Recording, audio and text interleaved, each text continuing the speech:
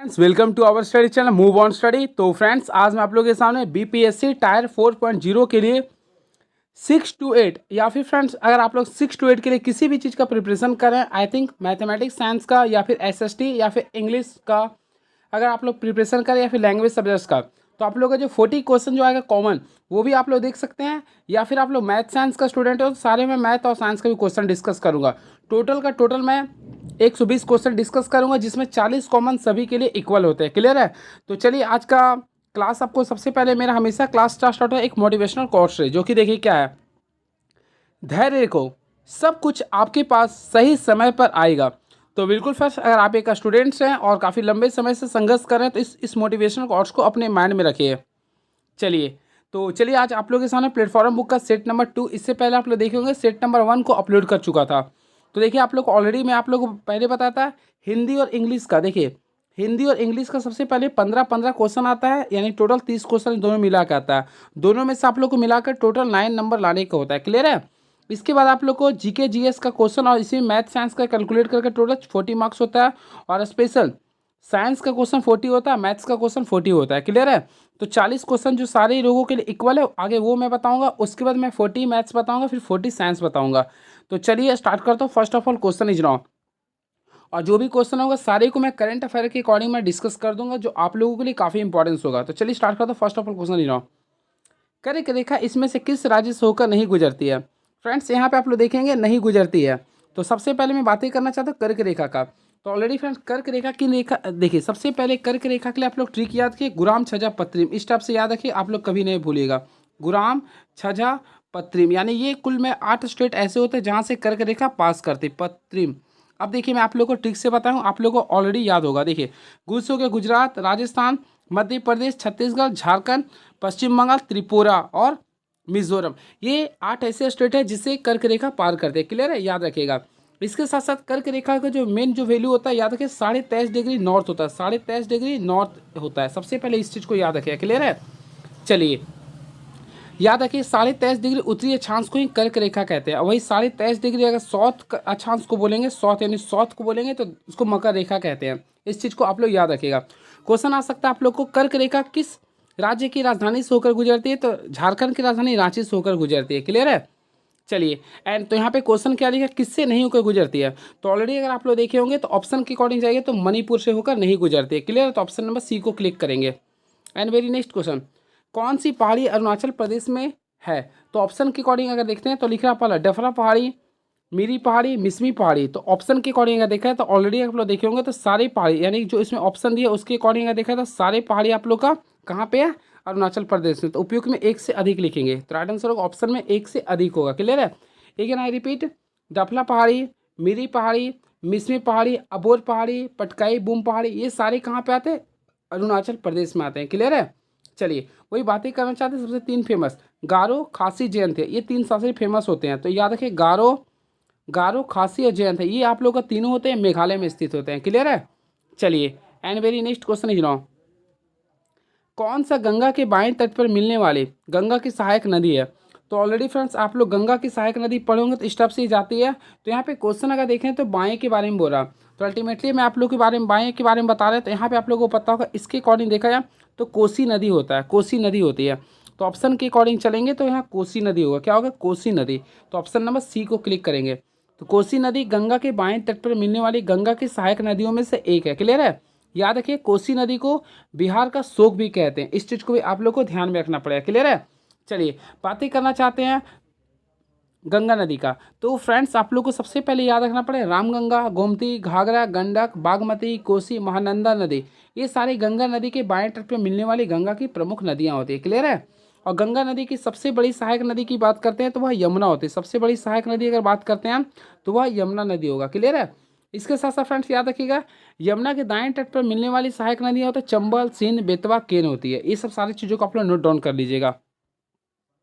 मायूराक्षी परियोजना किस राज्य में स्थित है? देखिए मायूराक्षी परियोजना जो आप लोग का झारखंड में स्थित है। कहाँ पे? ये झारखंड में। तो ऑप्शन नंबर बी को क्लिक करेंगे। अगेन आई रिपीट, मायूराक्षी परियोजना कहाँ पे? झारखंड में। और फ्रेंड्स याद रखिए इसे कनाडा बांध भी कहते हैं। क्या बोलते हैं? कनाडा बांध कहते हैं, क्योंकि यह बांध जो बनाया था कनाडा के सहयोग से बना था। क्लियर है? और इसका जो उद्घाटन हुआ था वह 1955 में हुआ था, 1955 1955 में हुआ था। क्लियर है। याद रखिए मायूराक्षी नदी छोटा नागपुर पठार से निकलती है, इस चीज़ को आप लोग ध्यान में रखिएगा। और इसके साथ साथ मायूराक्षी नदी से बिहार और पश्चिम बंगाल से होने वाली बाढ़ पर नियंत्रण किया जाता है। चलिए अगला क्वेश्चन देखते हैं क्या लिख रहा है। कामेत चोटी से संबंधित सही तथ्य निम्नलिखित में से कौन है। अल्टीमेटली फ्रेंड्स याद रखिए कामेत चोटी हिमालय की हिमाद्री श्रेणी की चोटी होते हैं, हिमालय की हिमाद्री श्रेणी, यानी ऑप्शन के अकॉर्डिंग देखिए तो ऑप्शन नंबर ए को काफ़ी अच्छे से क्लिक कर दीजिएगा। अब याद रखिएगा ये कहाँ पे आता है, तो कामेत चोटी याद रखिए उत्तराखंड में आती है। याद रखिए कहाँ पे आती है, तो उत्तराखंड में आती है। अगर इसका लेंथ पूछा जाता है तो याद रखिए 7,756 मीटर आता है। इस चीज़ को भी आप लोग को ध्यान में रखना पड़ेगा। क्लियर है। चलिए इसके साथ साथ बातें करना चाहते हैं हिमालय का, तो याद रखिए हिमालय महान हिमालय, हिमाद्री और बृहत हिमालय का प्रमुख चोटी होती है। सबसे ऊंची चोटी का नाम होता है, आप लोग पढ़े भी होंगे, तो माउंट एवरेस्ट होता है। क्या होता है, माउंट एवरेस्ट होता है, जिसकी ऊंचाई 8,848.86 मीटर होता है। इस चीज़ को आप लोग याद रखिएगा। वही कंचनजंगा आप लोग का सेकेंड में आता है, जिसका याद रखिए 85-98 मीटर होता है। क्लियर है। ये भी आप लोग याद रखिए, सारा क्वेश्चन प्रीवियस ईयर में पूछा गया था। क्लियर है। चलिए and very next question is now, तो नेक्स्ट क्वेश्चन लिख रहा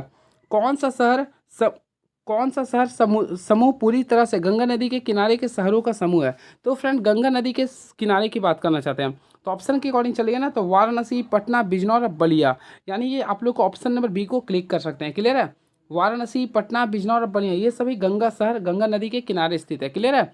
बातें करना चाहते हैं ऑप्शन के अकॉर्डिंग, तो देखिए सबसे पहले ऑप्शन नंबर 1 कैसे एग्जिट किए, आगरा, क्योंकि फ्रेंड्स आप लोग पढ़े होंगे आगरा जो होता है वह यमुना नदी के किनारे स्थित है। क्लियर है। बातें करना चाहते हैं इसमें, तो देखिए मथुरा, तो मथुरा भी आप लोग यमुना नदी के किनारे स्थित है, तो इससे आप लोग ये दोनों ऑप्शन को कैंसिल कर सकते थे। क्लियर है। चलिए और भी क्वेश्चन देखते हैं क्या आप लोग का। देखिए नेक्स्ट क्वेश्चन आप लोग के सामने ये रहा, गोकाक जलप्रपात से संबंधित सही तथ्य की पहचान करें। तो फ्रेंड्स ऑप्शन देखते हैं, पहला यह कर्नाटक राज्य में स्थित, तो अल्टीमेटली गोकाक कर्नाटक राज्य में स्थित है। यह घाटप्रभा नदी पर, बिल्कुल ये सही फ्रेंड्स। फिर लिखा है यह उड़ीसा राज्य में है। तो अगर इसके बारे में देखा ना तो पहला दूसरा सही है, तो ऑप्शन के अकॉर्डिंग देखें तो एक से अधिक हो जाए, क्या होगा, एक से अधिक हो, यानी ऑप्शन नंबर बी को क्लिक करेंगे। क्लियर है। चलिए नेक्स्ट क्वेश्चन, तो 37 के बाद देखते हैं 38 नंबर क्वेश्चन क्या लिख रहा। स्वतंत्र भारत का पहला बहुउद्देशीय नदी परियोजना कौन सी है। तो मैं आप लोग को रिकॉल करवाना चाहता हूँ, दामोदर घाटी परियोजना स्वतंत्र भारत की पहला बहुउद्देशीय परियोजना है। तो ऑप्शन के अकॉर्डिंग चलेंगे तो ऑप्शन नंबर बी को काफ़ी मोहब्बत से क्लिक कर सकते हैं। मैं आप लोग को रिकॉल करवाना चाहता हूँ, दामोदर घाटी परियोजना को हम लोग बोलते हैं डीबीसी, यानी दामोदर वैली कॉर्पोरेशन बोलते हैं। क्लियर है। और इसका विस्तार पूरा झारखंड और पश्चिम बंगाल में है। और इसी नदी को यानी दामोदर नदी को आप लोग को बंगाल का शोक भी कहते हैं। इस चीज़ को आप लोग को ध्यान रखना पड़ेगा। अब इसकी जो स्थापना हुआ था याद रखिएगा 7 जुलाई को हुआ था, 7 जुलाई 1948 को हुआ था, 7 जुलाई 1948 को हुआ था। क्लियर है। इस सब सारी चीज़ों को आप लोग को ध्यान में रखना पड़ेगा। चलिए बातें करना चाहते हैं यहाँ पे ऑप्शन के अकॉर्डिंग, तो फ्रेंड्स अगर आप लोग देखिए हीराकुंड परियोजना, तो हीराकुंड बांध किस नदी पे है, तो यहाँ पे याद रखिए महानदी पे है। कहाँ पे ये, महानदी पे, कहाँ पे, तो उड़ीसा में। इस चीज़ को आप लोग याद रखिएगा। चलिए नेक्स्ट क्वेश्चन, बिहार के किस तट में टर्सरी चट्टानी उपस्थिति है। तो ऑलरेडी फ्रेंड्स आप लोग को क्वेश्चन पता होगा, बिहार से क्वेश्चन पूछेगा। तो अगर आप लोग बिहार का अगर मैप बनाते हैं तो देखिए आप लोग बनाए भी होंगे, स्टेप से आप लोग बनाए होंगे, बीचों बीच से गुजरती है गंगा रेखा। तो फ्रेंड्स याद रखिए बिहार के किस भाग में टर्सरी चट्टाने, तो फ्रेंड्स मैं आप लोग को बताना चाहता हूँ, बिहार के उत्तर पश्चिमी भाग में शिवालिक के क्षेत्र में आप लोग का टर्सरी चट्टान की उपस्थिति होती है। तो उत्तर पश्चिम लिखेंगे, यानी ऑप्शन नंबर बी को क्लिक करेंगे। क्लियर है। चलिए और भी क्वेश्चन आते आप लोग को, मैं इसके बारे में रिकॉल करवा दूंगा। चलिए नेक्स्ट क्वेश्चन, यूरोप और भारत के बीच समुद्री मार्ग खोजने के लिए चलने वाले कोलंबस किस देश का था। तो फ्रेंड्स आप लोगों को पता होगा कोलंबस, तो कोलंबस जो था वो स्पेन के रहने वाले थे। किस देश के रहने वाले थे, स्पेन का। तो ऑप्शन नंबर सी को क्लिक करेंगे। याद रखिएगा 1492 में, देखिए आई अगेन रिपीट, 1492 में स्पेन के पोलोस बंदरगाह से कोलंबस यूरोप और भारत के बीच समुद्री मार्ग की खोज के लिए निकला था। क्लियर है। अब कोलंबस भारत नहीं पहुंच सका, लेकिन गलती से वो कहाँ पहुंच गया था, अमेरिका। तो याद रखिएगा क्वेश्चन आता अमेरिका की खोज किसने किया था, तो कोलंबस ने किया था। कहाँ का रहने वाला था, स्पेन का रहने वाला है। क्लियर है। चलिए आप लोग कमेंट बॉक्स में लिखिएगा अमेरिका का वर्तमान समय में राष्ट्रपति किस नंबर के हैं, डोनाल्ड ट्रंप। ये मैं देखना चाहता हूँ आप लोग का प्रिपरेशन कैसा चल रहा। चलिए एंड नेक्स्ट क्वेश्चन, तो फ्रेंड नेक्स्ट क्वेश्चन ये लिख रहा, किस वर्ष डचों ने पुर्तगालियों से श्रीलंका को जीत लिया था। तो ये भी क्वेश्चन काफ़ी फेमस है, तो इसका याद रखिएगा आंसर 1658 होगा। तो अगेन आई रिपीट, 1658 में डचों ने पुर्तगालियों से श्रीलंका को जीत लिया था। क्लियर है। इसके साथ साथ मैं आप लोगों को रिकॉल करना चाहता हूँ 1602 में, देखिए सबसे इंपॉर्टेंट डे होता है 1602 में डच ईस्ट इंडिया कंपनी की स्थापना होती है। क्लियर। इस चीज़ को सबसे इंपॉर्टेंट समझिएगा आप लोग। चलिए एक युद्ध होता है जो कि आप लोगों को पता होगा 1759 में, ये बेदरा का युद्ध होता है जिसमें कि अंग्रेज और डच के बीच में हुआ था। इसमें डच की शक्ति की हार हुई थी। क्लियर है। चलिए and very next question is now, तो नेक्स्ट क्वेश्चन ये रहा, लॉर्ड कर्जन ने बंगाल को 2 भागों में बांटने का आदेश कब जारी किया था? तो फ्रेंड्स याद रखिए 19 जुलाई, देखिए आप लोग होगा 19 जुलाई 1905 को, 19 जुलाई 1905 को लॉर्ड कर्जन ने आदेश जारी करके बंगाल को बांटने की घोषणा की थी। क्लियर है? इससे पहले पूर्वी बंगाल और असम साथ में थे। क्लियर है? और शेष को बंगाल में शामिल किया गया था। क्लियर है? और याद रखिए फ्रेंड्स, इसी विभाजन विरोधी के लिए 7 अगस्त 1905 को 7 अगस्त 1905 को स्वदेशी आंदोलन प्रारंभ हुआ था। क्लियर है? और मैं आप लोगों को रिकॉल करवाना चाहता हूँ, आप लोग याद रखिए 16 अक्टूबर 1905 को, ये इंपॉर्टेंट डेट आता भी है, 16 अक्टूबर 1905 को फाइंड द वे बंगाल विभाजन लागू हुआ था, जिसे बंग भंग विरोधी आंदोलन भी कहते हैं। ये भी क्वेश्चन पूछा गया था आप लोग का, टायर शायद 2.0 में पूछा गया था। तो इसे क्या बोलते हैं? बंग भंग विरोधी आंदोलन के नाम से भी कहते हैं। क्लियर है? इस चीज़ को आप लोग याद रखिएगा। और इसी दिन शोक दिवस के रूप में भी मनाया गया था। 16 अक्टूबर बहुत ही इंपॉर्टेंस है। जो मैं बता रहा हूँ सारे क्वेश्चन जो प्रीवियस में आया हुआ सारे को मैं रिकॉल करवा दे रहा हूँ। क्लियर है? चलिए, and very next question, Simon आयोग में कुल कितने सदस्य थे? अगर आप लोग प्रीवियस ईयर का क्वेश्चन देखते तो इससे भी क्वेश्चन आया था। तो सैमन आयोग में कुल कितने सदस्य थे फ्रेंड? तो याद रखिए सैमन आयोग में कुल 7 सदस्य थे। कितने सदस्य थे? 7 थे। तो ऑप्शन नंबर सी को क्लिक करेंगे। क्लियर है? मैं इसके बारे में कुछ रिकॉल करवा देना चाहता हूँ। भारत शासन अधिनियम, देखिए भारत शासन अधिनियम 1919 में यह प्रावधान था कि इस अधिनियम में हुई प्रगति की समीक्षा के लिए 10 वर्ष पश्चात एक आयोग का गठन होगा। आई थिंक इस आयोग का जो गठन होने वाला था 1929 में। क्लियर है? आई थिंक ऐसे आयोग का गठन 10 वर्ष के पूर्व ही 8 नवंबर 1927 में कर दिया गया था, यानी कि फिर होने का था 1929 में, लेकिन इससे पहले इसको कर दिया गया था कब? 8 नवंबर। ये भी डेट पूछा गया था, सैमन कमीशन का गठन कब हुआ था? तो 8 नवंबर 1927 को हुआ था। ये क्वेश्चन याद रखिएगा, सैमन कमीशन का गठन कब हुआ था? 8 नवंबर 1927 को हुआ था। क्लियर है? इसी समय कर दिया गया था। इस आयोग के अध्यक्ष जो थे फ्रेंड्स, सर जॉन सैमन थे, अतः इसे सैमन आयोग कहा गया। क्लियर है? सैमन आयोग में अध्यक्ष व 6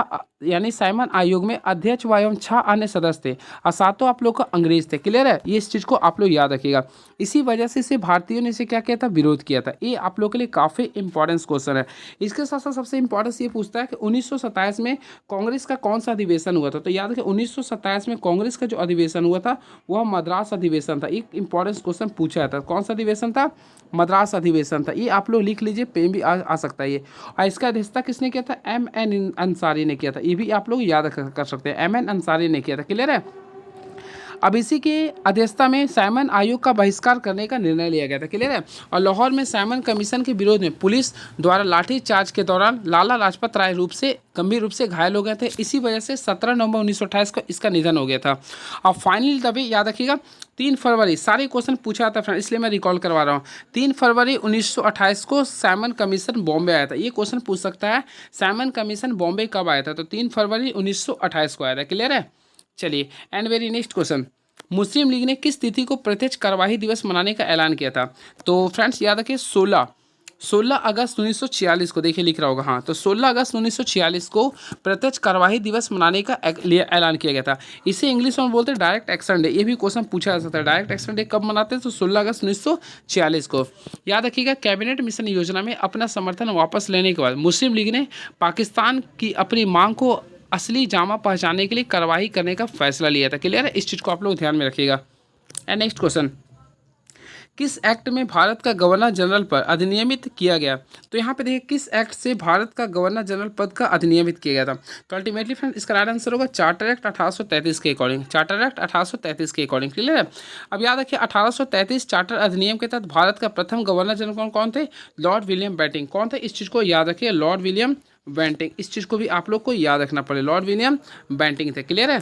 चलिए, और वही बातें करना चाहते हैं रेगुलेटिंग एक्ट 1773 में। तो 1773 रेगुलेटिंग एक्ट के द्वारा बंगाल प्रेसिडेंसी के गवर्नर पद को गवर्नर जनरल ऑफ बंगाल पद में बांटा गया था। क्लियर है?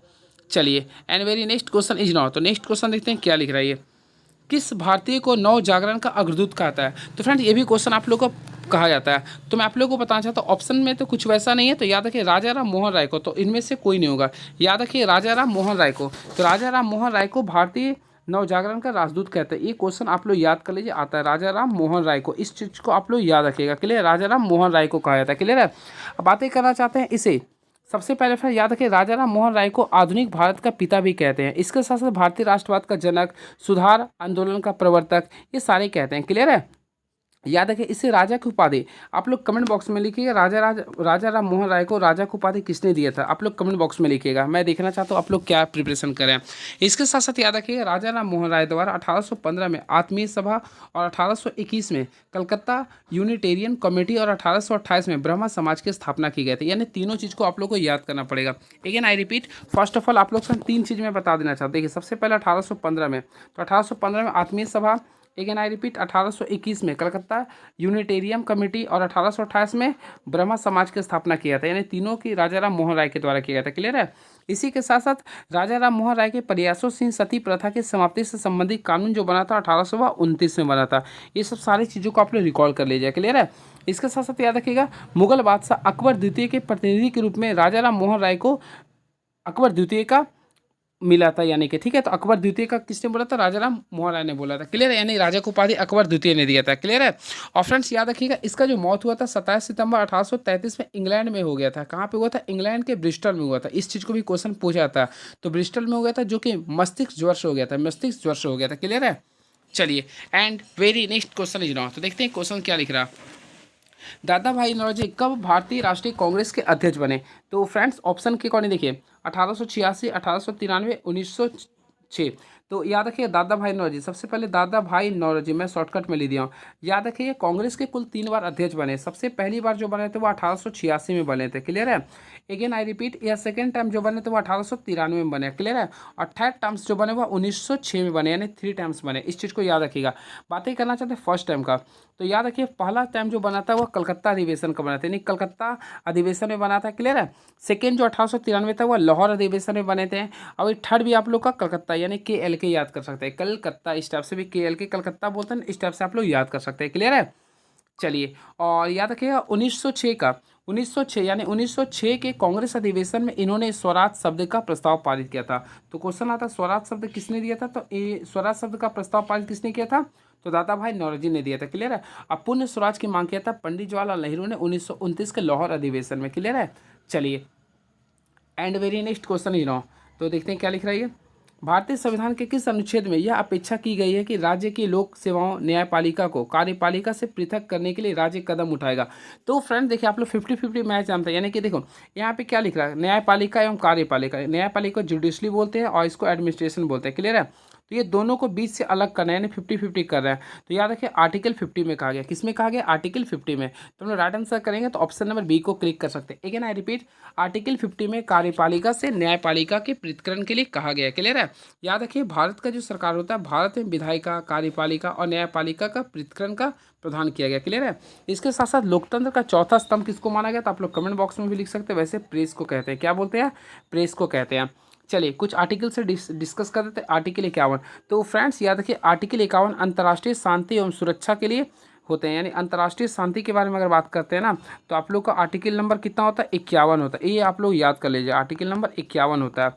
बातें करना चाहते हैं आर्टिकल 49, तो आर्टिकल 49 में राष्ट्रीय महत्व के स्मारक स्थानों और वस्तुओं के संरक्षण के लिए राज्य को कहा गया। याद रखेंगे आप लोग। क्लियर है।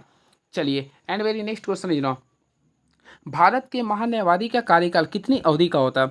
सबसे पहले याद रखिए, भारत का महान्यायवादी जिसे बोलते हैं अटॉर्नी जनरल ऑफ इंडिया। तो याद रखिए, भारत में महान्यायवादी का कार्यकाल कोई नहीं होता, यानी इसका फिक्स नहीं होता। इसका जो कार्यकाल होता है वो राष्ट्रपति के प्रसाद पर्यंत पे निर्भर होता है। तो यहाँ पे देखा जाए तो ऑप्शन में इनमें से कोई नहीं होगा, क्योंकि यह राष्ट्रपति के प्रसाद पर्यंत पर निर्भर होता है। क्लियर है। बातें करना चाहते हैं महान्यायवादी, तो फ्रेंड्स याद रखिएगा, भारतीय संविधान के आर्टिकल नंबर, देखिए आर्टिकल नंबर 76 के अकॉर्डिंग भारत में महान्यायवादी पद से संबंधित बातों का उल्लेख है। क्लियर है। और याद रखिए, भारतीय संविधान के आर्टिकल 76(4) में, भारतीय 76(4) में यह कहा गया कि महान्यायवादी राष्ट्रपति के प्रसाद पर्यंत पद धारण करेगा और ऐसा पारिश्रमिक प्राप्त करेगा जो राष्ट्रपति के अवधारित हो। क्लियर है। चलिए, कुछ और डिस्कस कर देता हूँ फ्रेंड। क्वेश्चन आता है आप लोग का, अभी भारत के वर्तमान महान्यायवादी कौन है। तो याद रखिएगा, अभी भारत का नाम है KK वेणुगोपाल है। कौन है ये, KK वेणुगोपाल। इससे पहले था, अभी ये वेंकटेरमन है, ये L वेंकटेरमन है, ये N वेंकटेरमन है। ये इस चीज़ को आप लोग याद रखें, N वेंकटेरमन है। क्लियर है। आप लोग को मैं बताना चाहता हूँ, आज आई थिंक आप लोग देखे होंगे 21 जुलाई को नाइट टाइम आप लोग देखे होंगे एक न्यूज़ आप लोग को मिला होगा। सडनली आप लोग काफ़ी काफ़ी आप लोग सुने होंगे, तो भारत के जो उपराष्ट्रपति थे जगदीप धनखड़, तो भारत के जो उपराष्ट्रपति थे जगदीप धनखड़ ने इस्तीफा दे दिया। ये भी बहुत बड़ा करंट अफेयर आ गया। जगदीप धनखड़ थे, अभी वर्तमान समय उनके जहाँ पे कार्यकाल भारत के उपराष्ट्रपति बने हरिवंश हरिवंश राय बच्चन, हरिवंश क्या नाम है उनका, थोड़ा सा देख लीजिए, जो आप लोग का पूर्व सभापति यानी जो सभापति थे, ठीक है, यानी कि उपराष्ट्र यानी कि वो भी कुछ थे मंत्री, तो वही बन चुके हैं। क्लियर, हरिवंश कुछ करके नाम है। चलिए एंड नेक्स्ट क्वेश्चन, तो हम लोग क्वेश्चन नंबर 50 की ओर बढ़ना चाहते हैं। देखते हैं क्वेश्चन क्या लिख रहा है। तो मैथमेटिक्स का शायद क्वेश्चन आ गया, तो चलिए कोई नहीं, मैथ्स हो चाहे कुछ भी, मैं सारे को बताऊंगा। 50 नंबर क्वेश्चन तो लिखा है, भारत में अनवरत यानी रोलिंग प्लांट की शुरुआत किस वर्ष हुई थी। काफ़ी फेमस क्वेश्चन ये, तो याद रखिए फिर, भारत में रोलिंग प्लानिंग की शुरुआत जो हुआ था 1978 में हुआ था। 1978 में हुआ था, तो 1978 में करेंगे, 1978 में करेंगे। क्लियर है, याद रखिए वर्ष 1977 में केंद्र में मोरारजी देसाई के नेतृत्व में जनता पार्टी की सरकार बनी थी, और जनता पार्टी की सरकार ने 1 अप्रैल 1978 से, देखिए मैं लिख देता हूँ, 1 अप्रैल 1978 से, अगेन आई रिपीट, 1 अप्रैल 1978 से लेकर 31 मार्च 1983 की अवधि के लिए 5 वर्षों में योजना चलाई थी, जिसे क्या बोलते हैं, रोलिंग प्लान कहते हैं। ये क्वेश्चन आप लोग का पेपर में आ सकता है। क्लियर है, चलिए एंड नेक्स्ट क्वेश्चन, इस चित्र में कितने आयत है। अगर आप लोग कंसंट्रेट करके अगर देखते हैं टोटल, अगर देखिए तो टोटल 15 आ जाएगा। ये क्वेश्चन नहीं पूछेगा पेपर में, वैसे ये सब रीजनिंग आप लोग का पेपर में नहीं पूछता, मैथ्स को आ गया। देखिए, सीता पेन की एक निश्चित संख्या 7 रुपये में 8 खरीदती है और 5 रुपये में 6 की दर से बेच देती है, उसका लाभ या हानि क्या होगा। देखिए सबसे पहले यहाँ पे नंबर लिख ले यानी संख्या लिखेगा, यहाँ पे रेट लिख ले यानी मूल्य। तो यहाँ पे देखिए सबसे पहले 7 रुपये में 8 खरीदते यानी नंबर 8 था। क्लियर है, कितना रुपये में 7 था।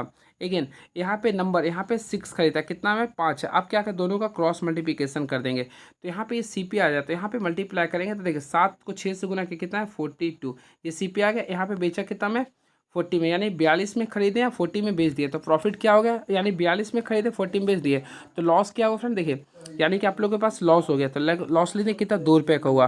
और CP क्या था 42 था, इंटू क्या करेंगे 100 करेंगे, तो अल्टीमेटली इसको कीजिएगा ना तो 100/21% आएगा। तो ऑप्शन के अकॉर्डिंग देखिए तो हानि परसेंट आएगा 100/21%, क्या आएगा 100/21%, यानी option number B is the right answer. चलिए नेक्स्ट क्वेश्चन, विकास अपने वेतन का 80% खर्च कर देता है, अब उसके वेतन में 25% की वृद्धि हुई और उसके व्यय में 15% की वृद्धि हुई, उसकी बचत में से कितने प्रतिशत की वृद्धि हुई। देखिए इस क्वेश्चन को आप काफ़ी अच्छे से बना सकते हैं। देखिए आप लोग को सबसे पहले जब भी वेतन वाला क्वेश्चन आता है तो आप लोग को एक आय लिखना पड़े। देखिए आप लोग को सबसे पहले पता होगा आय बराबर क्या होता है, तो आय बराबर जो होता है खर्च, यानी जिसे लोग बोलते हैं व्यय, व्यय प्लस बचत होता है। ये तीनों का चार्ट बना लीजिएगा। तो पहले का आय यानी पहले का आय मान लेते हैं, यहाँ पे मान लीजिए पहले का आय मान लेते हैं, तो पहले का आय कुछ है तो हम लोग हमेशा 100 मानेंगे। क्लियर है, तो 100 में क्या कर 80% खर्च करा, तो 80 तो सेव कितना हो गया 20। लेकिन बोला अब उसके वेतन में 25% की वृद्धि हो गया, यानी कि अब कई बात कर, ये अब का, तो 25% की वृद्धि करेंगे तो 100 से 125 हो गया।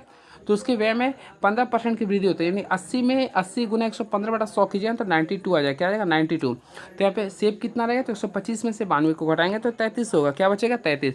अब और उसकी बचत में कितने प्रतिशत की वृद्धि हुई, थोड़ा सा देखिएगा, 20 से आप लोग का 33 होगा, यानी कि टोटल देखिएगा 13 रुपये का प्रॉफिट हुआ। कितने रिस्पेक्ट में, तो 20 रुपये के रिस्पेक्ट में। यहाँ क्या करेंगे गुना, क्या करेंगे 100 करेंगे, तो 20 पचे क्या होता है 100, तो 13 पचे क्या होगा फ्रेंड 65 हो गया। तो टोटल अगर देखेंगे तो 65% हो गया। तो ऑप्शन के अकॉर्डिंग जाएंगे तो option number C is the right answer, तो ऑप्शन नंबर सी को क्लिक कर देंगे। आई होप आप लोग क्लियर हो गया होगा। चलिए and very next question is now, तो देखते हैं नेक्स्ट क्वेश्चन क्या लिख रहा है। आई होप आप लोग को समझ में आ रहा होगा। तो फ्रेंड्स आप लोग कमेंट बॉक्स में लिखिएगा क्या मेरा प्रोसेस आप लोगों को समझ में आ रहा। देखिए 5 वर्ष पहले रोहन के पिता की आयु रोहन की आयु का 8 गुना था। 5 वर्ष बाद रोहन के पिता की आयु रोहन की आयु का 10:3 हुआ था। तो रोशन की वर्तमान आयु क्या होगा। देखिए रोशन लिख रहा आप लोग का, क्लियर है। यहाँ पे एक रोहन लिख रहा, तो रोशन और रोहन, यहाँ पे तो रोहन लिख रहा, यहाँ भी रोहन लिख रहा, यहाँ भी रोहन लिख रहा, यहाँ भी रोहन लिख रहा, यहाँ रोहन लिखना चाहते हैं, रोशन नहीं बल्कि रोहन होना चाहिए। क्लियर है। तो देखिए इसको अगर आप लोग बनाते हैं तो आप लोग को अल्टीमेटली पता होगा। देखिए ये 5 वर्ष पहले और ये क्या 5 वर्ष बाद है। जब भी स्टेप्स का कंडीशन आता है ना, तो यहाँ पे देखिए सबसे पहले रोहन क्या है, उसके देखिए रोहन के पिता का है, रोहन की आयु का 8 गुनी थी। तो हम लोग क्या करेंगे, सबसे पहले मान लीजिए रोहन की आयु है और ये रोहन का फादर है। क्लियर है। तो रोहन के पिता के रोहन की आयु का 8 गुना, ये मान लीजिए एक्स है तो ये क्या होगा 8x होगा। अब देखिए 5 साल पहले था, ये 5 साल बाद है। तो जब भी 5 साल पहले 5 साल बाद रहेगा तो दोनों को जोड़ दें तो 5 5 क्या होता है 10। तो हम लोग आगे उसका पिता का निकालते। देखिए रेशियो जिस प्रकार दिया ना, तो हम लोग आगे देखिए इसका 8x था, प्लस क्या करेंगे 10 कर देंगे, विथ रिस्पेक्ट टू क्या करेंगे, इसका क्या था x माने थे, प्लस 10 करेंगे, इक्वल टू रेशियो दिया 10/3 निकालेंगे। क्लियर है। यहाँ से अगर x का वैल्यू निकालते हैं तो आप लोग के सामने 5 आएगा। क्या है फ्रेंड्स, 5 आएगा। और आप लोग क्वेश्चन लिख रहा रोहन की वर्तमान आयु क्या होगा। तो फ्रेंड्स रोहन की वर्तमान आयु सबसे पहले x था, तो x तो कर दिए, लेकिन आप लोगों को 5 इसमें जोड़ना पड़ेगा, तो 5 5 क्या होगा 10 होगा।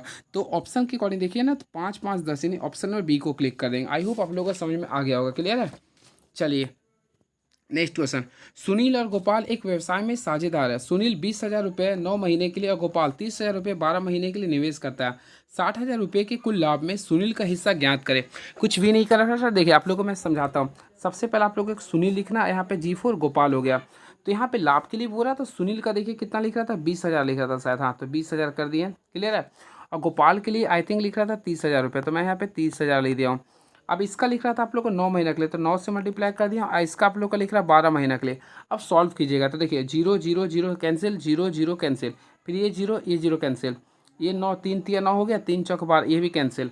अब और भी कुछ कैंसिल हो क्या, नहीं। चलिए ये 3 3 कैंसिल हो गया। तो यहाँ पे देखिए रेशियो आप लोग का 2 दूनी 4 यानी कि 2, यहाँ पे क्या तो 1:2 आ रहा। तो आप लोग को बोला सुनील का लाभ का हिस्सा टोटल कितना था, 60,000 था। तो फ्रेंड्स हम लोग को सुनील का बोला, तो सुनील का देखिए 1 था, तो 1 कर देंगे, 1 बटा टोटल क्या था 2 और 1 3 हो गया, गुना क्या करेंगे 60,000 करेंगे। तो यहाँ से करेंगे तो टोटल 20,000 आ रहा है। तो ऑप्शन है क्या, तो बिल्कुल ऑप्शन नंबर सी को काफ़ी मोहब्बत से सॉल्व करेंगे। तो option number C is the right answer. चलिए very next question is now. तो चलिए फ्रेंड नेक्स्ट क्वेश्चन देखते हैं क्या लिख रहा है ये। 3, 5 और 15 का चतुर्थ अनुपात क्या होगा। यानी कि फ्रेंड्स आप लोग को फोर्थ प्रोपोर्शनल निकालना है, कुछ नहीं करना। देखिए सबसे पहले आप लोग फार्मूला पढ़े होंगे, A रेशियो B समानुपाती के लिए यहाँ पे क्या लिखते होंगे, C/D करते होंगे। हम क्या करेंगे A/B करेंगे, आगे क्या करेंगे A/B करेंगे इक्वल टू C/D करेंगे। इसके अकॉर्डिंग चलिएगा आप लोग। देखिए मैं आप लोगों को समझाता हूँ। अगर आप लोग मैथ्स का स्टूडेंट है तो काफ़ी अच्छा समझ में आ रहा होगा। अगर आर्ट्स में है तो देखिए सबसे पहले ए के जगह पे, तो ए के जगह पे 3 कर देंगे, बी के जगह पे आप लोगों को 5 लिख रहा है। क्लियर है। और सी के जगह पे आई थिंक 15 लिख रहा था, तो 50 कर दिया। और डी निकालना, डी रहा देखिए 3 का पाना में 15, 5 बार में आता है, 5 5 25। तो ओवरऑल इसका आंसर क्या आ गया 25। तो ऑप्शन नंबर सी को क्लिक कर देगा, यानी option number C is the right answer. I hope आप लोग क्लियर हुआ होगा। एंड नेक्स्ट क्वेश्चन, 245, 175 और 385 का HCF ज्ञात करें। कुछ नहीं करना फ्रेंड। देखिए अगर आप लोग HCF निकालिएगा तो सबसे पहले इसको प्राइम फैक्टराइज कीजिएगा। 245 को प्राइम फैक्टराइज कीजिएगा, उतना मत कीजिए। देखिए सबसे पहले यहाँ पे लिखिए 245, उसके बाद 175 लिखिए, और उसके बाद 385 लिखिए। ठीक है। आप तीनों का ना सबसे पहले डिफरेंस देखिएगा। तो 245 में से 175 जाए तो देखिए 5 में से 5 गया, 0 बचेगा। 17 में से 24 में से 17 गया, तो यहाँ पे केवल 7 बचा। फिर आप लोग ये दोनों का डिफरेंस देखिए, तो यहाँ 5 में 0 हो गया, यहाँ पे 8 में 7 गया, 1 1। अब ये दोनों का डिफरेंस देखिएगा, तो आप लोग बताइए 70 और 110, तो 70 110 का डिफरेंस कितना आ रहा यहाँ पे, तो आप लोग का कितना आ रहा है यानी 40 का। तो इस प्रकार नहीं है ना, तो आप लोगों को क्या करना पड़ेगा, अगर इसका निकालिएगा ना तो ओवरऑल पूरा कीजिएगा तो आप लोग का 35 आ जाएगा। क्या आ जाएगा 35 आ जाएगा, निकाल के देख लीजिएगा। क्लियर है। नहीं तो प्राइम फैक्टराइज के 245 है, 245 को तोड़िएगा तो 5 गुना 7 गुना 7, लेकिन आई रिपीट 175 का कीजिएगा तो आप लोग के बीच में आएगा देखिए 5 गुना 5 गुना 7 आएगा। फिर अगर आप लोग करते हैं 385 का कीजिएगा ना, तो आप लोग के बीच में आएगा 5 गुना 7 गुना 11। अब देखिए 5 तीनों में मिल गया, 7 में मिल रहा, तो 5 7 35 हो गया। तो ऑप्शन के अकॉर्डिंग बी को क्लिक कर दीजिए। काफ़ी अच्छा क्वेश्चन था ये। चलिए 58 तक हो गया। नेक्स्ट क्वेश्चन देखते हैं अब और क्या क्वेश्चन है। साइंस का क्वेश्चन आ गया, तो चलिए साइंस को ही बता देता हूँ। देखिए मैं सारे चीज़ को कवर कर रहा हूँ। किसी परिपथ में विद्युत धारा के प्रवाह की दिशा को दर्शाने के लिए किस उपकरण का उपयोग करते हैं।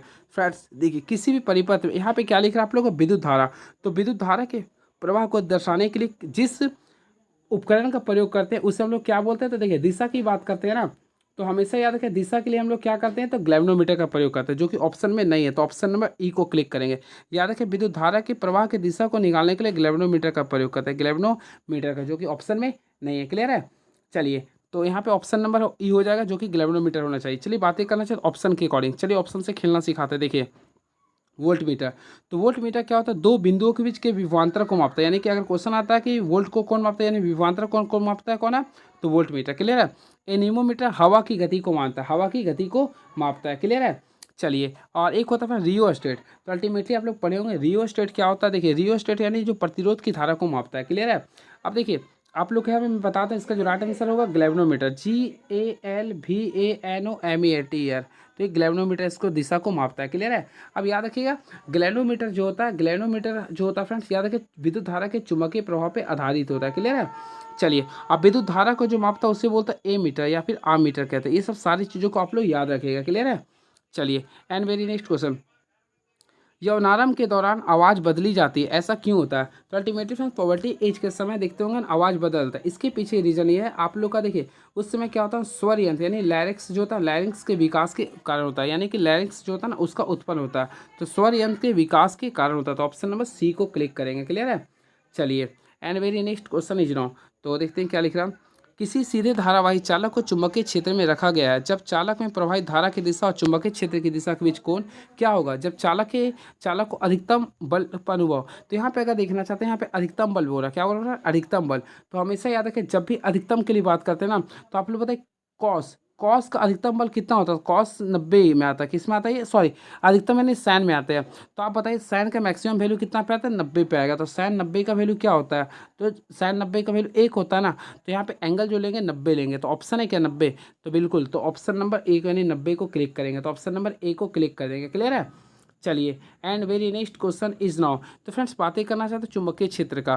तो याद रखिए चुंबकीय, यहाँ पे देखिए चुंबकीय क्षेत्र था ना, तो याद रखिए चुंबकीय क्षेत्र का जो यूनिट होता है वह टेस्ला होता है। क्या होता है? ये क्वेश्चन आ सकता है इसलिए मैं रिकॉल करवा रहा हूँ। चुंबकीय क्षेत्र का यूनिट होता है टेस्ला होता है। वही फ्रेंड्स अगर इसका सीजीएस यूनिट होता है, यानी सीजीएस यूनिट्स अगर पूछता है ना, तो इसे बोलते हैं गॉस बोलते हैं। क्या बोलते हैं? गॉस बोलते हैं। ये सारी चीज़ों को याद रखिएगा। क्लियर है। चलिए, अगला क्वेश्चन, और याद रखिएगा ना, अगर Q का वैल्यू 0 है तो बल का मान 0 होगा, और 90 डिग्री है ना तो उस समय वैल्यू क्या होगा? अधिकतम होगा। ये सब सारी चीज़ों को याद कर लीजिएगा। किसी कार्बनिक यौगिकों में एक प्रक्रियात्मक समूह क्या निर्धारित करता है? सबसे पहले फ्रेंड्स यहाँ पे किसी कार्बनिक यौगिकों में एक प्रक्रियात्मक समूह जो होता है ना उसके रासायनिक गुण को निर्धारित करता है। ऑप्शन है क्या? बिल्कुल, तो ऑप्शन नंबर सी को क्लिक करेंगे। ठीक है। चलिए, आप लोग को मैं कुछ कुछ बता देता चाहता हूँ प्रक्रियात्मक समूह के बारे में। देखिए आप लोग पढ़े भी होंगे तो काफ़ी अच्छे से रिकॉल होगा। सबसे पहले आप लोग को मैं बताना चाहता हूँ अल्कोहल का, तो अल्कोहल का बॉन्ड OH करते हैं। क्लियर है। वही एल्डिहाइड की बात करना चाहते हैं, बॉन्ड CHO होता है। कीटोन की बात करना है, डबल बॉन्ड CO होता है। वही बात करना चाहते हैं हम लोग, ये हो गया। इसके बाद अगर बात करना चाहते हैं अल्कोहल होगा, कीटोन होगा, कार्बोक्सिलिक अम्ल होगा, तो बॉन्ड COOH होता है। क्लियर है। इसके साथ साथ आप लोग ईस्टर की बात करना चाहते हैं तो COO यहाँ पे R बोलते हैं, और ईथर की बात करते हैं तो बॉन्ड OO करते हैं। क्लियर है। इस एमीन की बात करना चाहते हैं बॉन्ड NH2 होते हैं। तो ये सारी चीज़ों को आप लोग याद रखिएगा। क्लियर है। चलिए, and very next question is round, baking powder का मिश्रण होता है, तो बेकिंग पाउडर किसका मिश्रण होता है? ये एनसीईआरटी का क्वेश्चन है। तो फ्रेंड्स आप लोग एनसीईआरटी बुक पढ़े होंगे, तो बेकिंग पाउडर होता है ना, बेकिंग सोडा और टार्ट्रिक अम्ल का मिश्रण होता है। तो टार्ट्रिक अम्ल और बेकिंग सोडा, तो टार्ट्रिक अम्ल को ही हम लोग बोलते हैं मृदु खाद्य अम्ल। तो ऑप्शन के अकॉर्डिंग ऑप्शन नंबर सी को क्लिक करेंगे। Again I repeat, baking powder जो होता है बेकिंग सोडा और मृदु खाद्य अम्ल का मिश्रण होता है, इसी को हम लोग क्या बोलते हैं? टार्ट्रिक अम्ल भी कहते हैं। क्लियर है। चलिए, बातें करना चाहते हैं बेकिंग सोडा का। तो फ्रेंड्स याद रखिए बेकिंग सोडा का सामान्य जो सूत्र होता है NaHCO3 होता है। क्या होता है? NaHCO3, जिससे बोलते हैं सोडियम हाइड्रोजन कार्बोनेट बोलते हैं। क्लियर है। चलिए, अब बेकिंग पाउडर मृदु अम्ल से क्रिया करके कौन सा गैस निकालता है? तो याद रखिए CO2 गैस निकालती है, और CO2 गैस के कारण ही ना केक या ब्रेड आदि को फूला हुआ बन जाता है। क्लियर। इस चीज़ को भी आप लोग को ध्यान में रखना पड़ेगा। चलिए, and very next question is now, अपघटन अभिक्रिया कब होती है? सबसे पहले याद रखिए अपघटन अभिक्रिया, तो अल्टीमेटली फ्रेंड्स याद रखिए अपघटन, तो अपघटन अभिक्रिया उस समय होती है। देखिए अपघटन अभिक्रिया को हम लोग को जानना पड़ेगा एक और अभिक्रिया क्या कहते हैं। तो अपघटन अभिक्रिया को हम लोग कहते हैं, सॉरी, संयोजन वियोजन, तो इसे वियोजन अभिक्रिया भी कहते हैं। ये आप लोग क्लास 10th में पढ़े हुए, तो इसे वियोजन अभिक्रिया भी कहते हैं। ये तभी होती है जब एकल अभिक्रमक टूटकर या विघटित होकर दो या दो से अधिक तत्व बनाते हैं। जैसे आप लोग पढ़े होंगे कैल्शियम कार्बोनेट, यानी कैल्शियम कार्बोनेट को अगर आप लोग हीट करते हैं या गर्म करते हैं ना, तो ये दो भाग में टूट जाता है। सबसे पहले CO हो जाता है, प्लस क्या बनता है? CO2। तो इसे हम लोग क्या बोलेंगे? अपघटन अभिक्रिया बोलेंगे। आई होप आप लोगों को क्लियर हुआ होगा। क्लियर है। इसके साथ साथ आप लोग पढ़े भी होंगे, देखिए श्वेत श्याम, सॉरी, आप लोग देखे होंगे श्वेत श्याम, यानी कि जो आप लोग सिल्वर क्लोराइड को गर्म करते हैं तो उसमें भी सिल्वर ब्रोमाइड का प्राप्त होता है। या फिर देखिए H2O को हम लोग क्या करते हैं? H2O को अगर हम लोग विद्युत अपघटन करते हैं तो H2 + O2 में टूटता है। तो ये भी आप लोग का क्या हो गया? अपघटन अभिक्रिया हो गया। क्लियर है। तो यानी कि जब एक अभिकारक टूटकर या विघटित होकर दो या दो से अधिक भागों में टूट जाती है तो उससे बोलते हैं अपघटन अभिक्रिया, यानी ऑप्शन नंबर सी को क्लिक कर देंगे। इसे वियोजन अभिक्रिया भी कहते हैं। 65 नंबर। देखिए यहाँ पे लिख रहा में सभी निर्जीव घटक शामिल होते हैं, जैसे हवा, बादल, धूल, भूमि, पहाड़, नदियाँ, तापमान, आर्द्रता, जल, जलवाष्प, रेत इत्यादि। तो फ्रेंड देखिए, जैविक वातावरण में आप लोग को जो जीव है उसको ले, यानी जो जीवित है उसको शामिल करते हैं, लेकिन निर्जीव घटक को अजैविक में शामिल करते हैं। किसमें करते हैं? अजैविक में। तो ऑप्शन नंबर क्या कीजिए? Option number 20 the right answer. Clear है? चलिए, एंड वेरी नेक्स्ट क्वेश्चन, कौन सा संयोजन अभिक्रिया? संयोजन का अर्थ होता है संयुक्त, यानी कि कॉम्बिनेशन रिएक्शन, यानी जब दो मिलकर एक नए का निर्माण करता है। तो ultimately friends option number C को देखिए, दो मिलकर एक का निर्माण करता है, इसे क्या बोलेंगे? संयोजन अभिक्रिया कहेंगे। क्लियर है? तो option number C is the right answer. अब फ्रेंड्स ये बात करते हैं NH3। तो NH3 को हम लोग क्या बोलते हैं? अमोनिया बोलते हैं। और अमोनिया को किस विधि से निकालते हैं? तो ये हैबर विधि से हम लोग बनाते हैं। किस विधि से बनाते हैं? तो हैबर विधि से। ये सारी चीज़ों को आप लोग रिकॉल कर लीजिए, मैं जो बता दूंगा आप लोग के लिए सारे क्वेश्चन एक्सपीरियंस के नाते बता रहा हूँ। क्लियर है? चलिए देखिए, क्वेश्चन करंट अफेयर का, 2023 में इसरो द्वारा चंद्रमा पर अपना तीसरा मिशन चंद्रयान-3 किस रॉकेट से लॉन्च किया गया था? सबसे पहले याद रखें, 2023 में इसरो द्वारा चंद्रमा पर अपना तीसरा मिशन चंद्रयान-3 को छोड़ा गया था। क्लियर है? चलिए डेट को मैं बताना चाहता हूँ। सबसे पहले आप लोग जानते होंगे 14 जुलाई डेट था। वो डेट क्या था? 14 जुलाई था। 14 जुलाई 2023 को इसरो द्वारा चंद्रमा पर अपना तीसरा मिशन चंद्रयान-3 को छोड़ा गया था। क्लियर है? अब यहाँ पे आता है कि कौन सा रॉकेट था? तो फ्रेंड्स इसका नाम था, देखिए याद कर, LVM3 था। LVM3M4 था, यानी 3-4 में याद किया था। देखिए LVM3M4 था, इस चीज़ को याद रखिएगा। क्लियर है? इस मिशन के तहत चंद्रयान-3 ने 14 जुलाई 2023 को दोपहर 2:35 में, ये भी टाइम पूछ सकता है पेपर में, तो दोपहर 2:35 में श्रीहरिकोटा के सतीश धवन अंतरिक्ष केंद्र से उड़ान भरी थी। क्लियर है? इस चीज़ को याद रखिएगा। इसके साथ साथ सबसे इंपॉर्टेंट चीज़ मैं बताना चाहता हूँ, चंद्रयान-3 चंद्रमा के दक्षिण ध्रुव पे, यानी चंद्रयान-3 जो था ना, चंद्रमा के दक्षिण ध्रुव पे 23 अगस्त, सबसे इंपॉर्टेंट चीज़ मैं बता रहा हूँ, 23 अगस्त 2023 को लैंडिंग किया था। क्लियर है? इस चीज़ को भी आप लोग याद रखें। इसी वजह से 23 अगस्त को प्रत्येक वर्ष राष्ट्रीय अंतरिक्ष दिवस भी मनाते हैं। क्लियर है? इसके साथ साथ याद रखिएगा, एक और चीज़ बताता हूँ, आदित्य L2, देखिए यहाँ पे क्वेश्चन आता है आदित्य L2। तो आदित्य L2 को 2 सितंबर 2023 को इसरो द्वारा लॉन्च किया गया था। ये सभी चीज़ को याद रखिएगा। चलिए अब फ्रेंड्स बातें करना चाहते हैं, देखिए चंद्रयान के बारे में। सबसे पहला चंद्रयान कब छोड़ा गया था? तो वो भी डेट आप लोग याद करिए, 22 अक्टूबर को छोड़ा गया था। 22 अक्टूबर आई थिंक 2008 था। हाँ ठीक है। सेकेंड की बात करना चाहते हैं तो वो भी डेट आप लोग को याद करना पड़ेगा, आज ही का डेट था, यानी 22 जुलाई था। 22 जुलाई 2019 था। और एक और डेट था आप लोग याद कर लीजिए, 14 जुलाई 2023 को छोड़ा गया था। ये सब सारी चीज़ याद रखिएगा। क्लियर है? चलिए अब 60 यानी कि 67 हो चुका, 68 में आते हैं। देखते हैं, अखिल भारतीय बाघ अनुमान 2022 नामक रिपोर्ट के अनुसार सर्वाधिक बाघों की संख्या वाला राज्य कौन सा है? तो ये तो फ्रेंड इजी क्वेश्चन है, तो आप लोग को पता होगा। अखिल भारतीय बाघ अनुमान 2022 नामक रिपोर्ट के अनुसार सर्वाधिक बाघों की संख्या वाला राज्य है अपना मध्य प्रदेश है। क्या ये मध्य प्रदेश है? तो ऑप्शन नंबर सी को क्लिक कर देंगे। क्लियर है? चलिए, और याद रखिएगा सबसे अच्छा क्वेश्चन था ये। ठीक है? और मध्य प्रदेश के बारे में क्वेश्चन था, मध्य प्रदेश में एक और नेक्स्ट वीडियो में आऊँगा तो इसका करंट अफेयर में ऐड कर दूंगा। क्लियर है? चलिए, ICC पुरुष एक दिवसीय क्रिकेट विश्व कप 2023 की मेजबानी कौन सा देश किया था? तो फ्रेंड देखिए, 2023 का जो वर्ल्ड कप हुआ था, सबसे पहले आप लोगों को पता होगा अपना प्यारा देश भारत ने इसका मेजबानी किया था। तो ऑप्शन नंबर ए को क्लिक कीजिएगा। और आप लोग को शायद इसको सुन के काफ़ी दुख लगता होगा, क्योंकि आप लोग को आई थिंक डेट भी याद होगा, 19 तारीख, मुझे भी आज पूरे अच्छे से छठ पूजा का दिन था, 19 नवंबर 2023। इसी दिन फ्रेंड्स भारत और ऑस्ट्रेलिया फाइनल खेल रहा था। फाइनल ही खेल रहा था ना? हाँ, फाइनल नहीं खेल रहा था बल्कि सेमीफाइनल खेल रहा था। मैं कंफ्यूज हूँ, भारत फाइनल खेला नहीं, शायद भारत फाइनल ही खेला था। तो भारत और ऑस्ट्रेलिया फाइनल खेला था, आप लोगों को शायद पता होगा। हाँ, तो भारत ऑस्ट्रेलिया फाइनल खेला था, भारत का हार हो गया था, ऑस्ट्रेलिया विजेता हुआ था। क्लियर है? और तो मेजबानी भारत ने किया था और विजेता कौन हुआ था? ऑस्ट्रेलिया हुआ था। विजेता कौन हुआ था? ऑस्ट्रेलिया हुआ था। ये आप लोग को पता होगा। क्लियर है?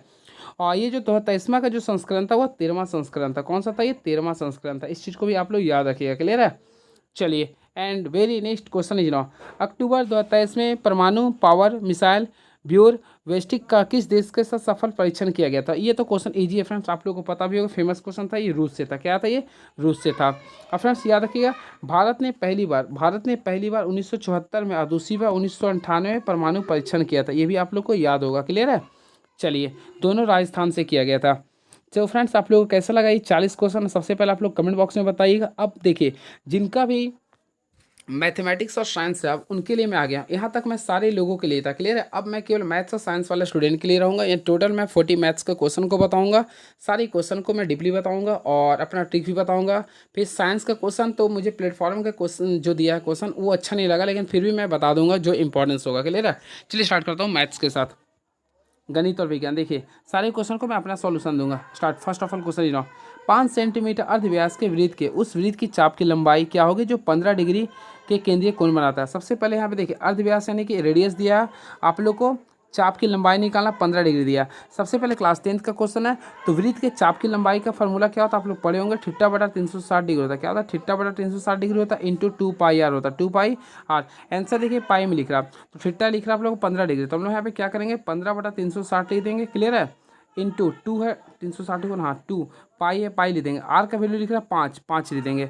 अब फ्रेंड्स आप लोग सॉल्व कीजिएगा। तो इसको अगर सॉल्व करते हैं तो देखिए कुछ मत कीजिएगा, 2 को भागा इससे कीजिए तो 180 टाइम्स आ गया, फिर 15 को भागा दीजिए तो टोटल आएगा आप लोग का 15 दस यानी कि टोटल आएगा 12 बार में। अब देखिए 5 को पाई से गुना किया, क्या हो गया 5 पाई हो गया, नीचे क्या है ये 12, तो 5 पाई बटा 12 सेंटीमीटर इसका राइट आंसर होगा। तो ऑप्शन के अकॉर्डिंग चलेंगे ना तो 5 पाई बटा 12 सेंटीमीटर होगा, जो कि ऑप्शन नंबर ए को क्लिक कर देंगे। आई होप आपको मजा आ गया होगा। चलिए नेक्स्ट क्वेश्चन, इस क्वेश्चन को सॉल्व कीजिए। देखिए इस क्वेश्चन को अगर आप लोग सॉल्व कीजिए ना तो क्लास 10th का क्वेश्चन आप लोग पढ़े भी होंगे, काफ़ी सॉल्व भी किए होंगे।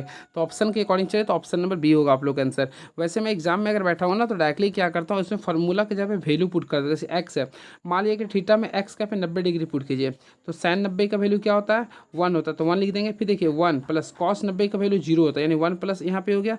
फिर देखिए यहाँ पे थोड़ा सा देखिएगा मैं कैसे बता रहा हूँ, मैं इसी प्रकार बनाता हूँ। एक्स का पे 90 मार रहा हूँ तो साइन 90 का वैल्यू 1 हो गया। फिर देखिए 1 प्लस कॉस 90 का वैल्यू 0 हो गया, फिर प्लस 1 प्लस कॉस 90 का वैल्यू 0 हो गया, साइन 90 का वैल्यू 1 है। इसको सॉल्व किए 1 प्लस 1 आ गया, फिर 1/1 आ गया, तो यहाँ पे सॉल्व किए कितना आ गया 2 आ गया, क्लियर है। अब सारे ऑप्शन में फिर से पुट करके देखेंगे आप लोग का, यानी 90 डिग्री पुट करने पे एक्स के पे कहाँ पे 2 आता है। तो देखिए पहला ऑप्शन 2 है, 2 tan 90 का वैल्यू क्या होता है तो 0 होता है, तो यहाँ पे तो 0 हो गया। 2 है 2, कौशिक 90 का वैल्यू क्या होता है 1, तो यहाँ पे कितना आ गया 2, देखिए आ गया ना। तो ऑप्शन नंबर आप लोग का बी को क्लिक कर सकते थे, क्लियर है। मान लीजिए कि इसमें जाते थे देखो 2 कॉस 90 का वैल्यू 0, तो यहाँ पे 0 आ रहा था, ऑप्शन के अकॉर्डिंग बी को क्लिक कर सकते थे, क्लियर है। इस टाइप से बनाइए, आप लोगों के लिए काफ़ी फ्रूटफुल होगा। देखिए 0 से 50 के बीच विषम संख्याओं का योग ज्ञात करें। कुछ नहीं करना फ्रेंड, देखिए सबसे पहले 0 से लेकर 50 के बीच पहला विषम क्या होगा 1, फिर दूसरा क्या होगा 3, फिर क्या होगा 5, dot dot dot dot dot पूरा कीजिए तो लास्ट में 49 आएगा। अब यहाँ पे टोटल निकालिएगा ना तो देखिए 49 में से 1 को घटाएं 48 आ गया, उसको 2 से डिवाइड कर 24 आ गया। अब उसमें ऐड कर दीजिए 1 यानी 25 आ गया। अब इसके लिए जितना एन आता है ना उसका स्क्वायर कर दिए, तो 25 का स्क्वायर क्या होता है 625 होता है। ये तरीका होता है, यानी जितना एन आता है उसका स्क्वायर कर दीजिएगा आप लोग योग के लिए, तो टोटल आएगा 625, यानी ऑप्शन नंबर सी को काफ़ी अच्छे से सॉल्व कर सकते हैं। निम्नलिखित संख्याओं को अवरोही क्रम में लगाएं। तो फ्रेंड अवरोही क्रम का मीन्स होता है आप लोग को क्या करना है, आप लोग कमेंट बॉक्स में लिखिए, यानी कि घटते क्रम में लिखना है। तो सबसे पहले आप लोग देख लीजिएगा, तो इसको राइट आंसर अगर कीजिएगा ना तो ऑप्शन के अकॉर्डिंग मैं बता देता हूँ, ऑप्शन नंबर बी आ जाएगा आंसर, ठीक है। चलिए नेक्स्ट क्वेश्चन, संख्या 925y3 3 से विभाज्य, तो y का न्यूनतम मान क्या होगा। सबसे पहले आप लोगों को पता होगा 3 से वही संख्या विभाज्य होता है जिसको सारे आप लोगों का जो संख्या दिया हुआ, यानी देखिए 9 है 2 है 5 है, यहाँ पे आप लोगों को संख्या पुट कर 3, यानी कि सारे को सम करने पर आप लोग का 3 से कैंसिल हो जाता है। देखिए सारे को आगे ऐड करके देखिए आप लोग, 9 और 2 कितना 11, 11 5 16, 16 3 क्या होता है 19। अब पता है 19 में ऑप्शन के कारण सबसे छोटा वैल्यू कौन सा पुट कीजिएगा कि 3 का पालन करें, तो मान लीजिए 2 सबसे छोटा वैल्यू 2 को ऐड किए तो 19 से 2 क्या होता है 21। तो देखिए 21 आप लोग का 3 का पालन में आता है ना, तो ऑप्शन नंबर ए को ही क्लिक कर सकते हैं, क्लियर है। आई होप आप लोग को क्लियर हो गया होगा, ये रूल होता है। चलिए नेक्स्ट क्वेश्चन, एक समचतुर्भुज का क्षेत्रफल 216 वर्ग सेंटीमीटर है, इसका एक विकर्ण, तो एक विकर्ण लिख रहा है कितना 24 सेंटीमीटर है, तो इसके प्रत्येक प्रत्येक समचतुर्भुज का प्रत्येक भुजा की लंबाई क्या होगा। कुछ नहीं करना, देखिए सबसे पहले इसका समचतुर्भुज का क्षेत्रफल क्या होता है, देखिए क्षेत्रफल 216 दिया, फार्मूला अगर आप लोग जानते हैं तो अच्छी बात है, half into D1 into D2, half कर दे D1 का वैल्यू 24 दिया, क्लियर। D2 का वैल्यू पता नहीं तो D2 रहने दिए। अब सॉल्व कीजिए ना, तो देखिए 2 का पहाड़ा में सबसे पहले 2 का टेबल में आप लोग का 24 आता है 12 बार में, 12 का पहाड़ा में अगर आप लोग 216 का निकालिए तो टोटली 18 बार में आएगा। आई थिंक यहाँ से निकाले होंगे तो D2 का वैल्यू आप लोग का आ गया होगा 18 सेंटीमीटर, क्या आ गया 18 सेंटीमीटर, क्लियर है। आप लोग को बोला इसका भुजा निकालना है, तो भुजा निकालने के लिए आप लोग को मैं एक ट्रिक बताता हूँ, कभी नहीं भूलेगा। देखिए आप लोग इस स्टेप से शो करना है। अब देखिए आप लोग जानते हैं इसका 2 डायगोनल होता है, यानी दोनों अलग अलग होता है, इस टाइप से होता है, आइए आपस में 90 डिग्री करता है। तो एक विकर्ण था 24 था, तो 24 का हाफ कर दें यानी 12 12 हो गया। एक और विकर्ण में लाया था 18, यानी कि 9 9 हो गया। अब देखिए एक ट्रायंगल यहाँ पे बन गया जिसे बोलते हैं राइट एंगल ट्रायंगल, तो देखिए ये आप लोग का वैल्यू 9 था और ये आप लोग का 12 था, तो 9 12 15 आप लोग का एक ट्रिपलेट होता है। यानी कि देखिए इसका एक साइड का वैल्यू क्या आ गया 15, तो ये भी क्या आ गया 15, ये भी क्या आ गया फ्रेंड्स 15, और ये भी क्या आ गया 15। अब बोला प्रत्येक भुजा की लंबाई क्या होता है, यानी कि प्रत्येक भुजा नहीं 15 आ रहा ना ये, तो राइट आंसर 15 को क्लिक कर सकते हैं काफ़ी मोहब्बत से। तो ऑप्शन नंबर ए को क्लिक कर सकते हैं। तो अच्छा क्वेश्चन था और लाजवाब क्वेश्चन था। क्लियर है? और भी नहीं जानते हैं तो आप लोग को एक और फार्मूला बता देना चाहता हूँ। 4a² बराबर होता है D1 का स्क्वायर प्लस D2 स्क्वायर होता है, यानी D2 स्क्वायर। अब देखिए 4 है, 4 कर दी, ए स्क्वायर का निकालना था डी, तो D1 का वैल्यू कितना था 24 था, 24 का स्क्वायर 576 हो गया, और D2 का वैल्यू 18 लाया था, तो 18 का स्क्वायर 324 होता है। अगर आप लोग कर लीजिएगा ना तो आप लोग भी 15 आ जाएगा, देख लीजिएगा करके। क्लियर है? चलिए, एंड वेरी नेक्स्ट क्वेश्चन कैसा लग रहा है आप लोग कमेंट बॉक्स में लिखिएगा।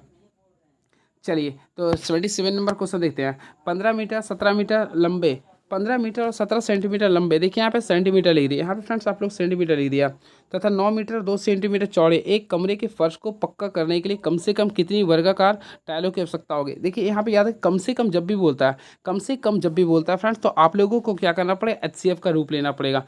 सबसे पहले मैं आप लोगों को बताना चाहता हूँ, देखिए हो ना ये, हाँ देखिए सबसे पहले आप लोगों को क्या करना पड़ेगा, देखिए सबसे पहले आप लोगों को टायरों की संख्या निकालना, एन निकालना। क्लियर है? तो आप लोगों को फर्श का क्षेत्रफल निकालना पड़ेगा।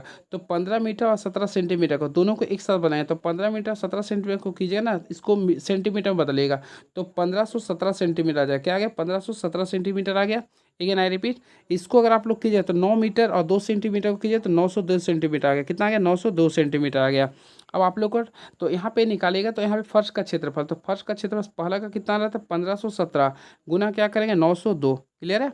यानी कि ये आप देखिए ये फर्श की लंबाई चौड़ाई हो गया, इसका क्षेत्रफल निकाल दिया। अब टाइल्स का, तो टाइल्स आप लोग का हमेशा जो होता है वो आप लोग देखिएगा ना स्क्वायर के लायक होता है, तो स्क्वायर की भुजा जब निकालेगा ना तो ये दोनों का HCF निकालेगा, तो अल्टीमेटली फिर ये दोनों का HCF निकालेगा ना, यानी कि 1517 902 का 41 आएगा, तो इसका 41 आएगा। इसका क्षेत्रफल क्या होता है भुजा गुना भुजा, तो 41 गुना 41 कर दिए।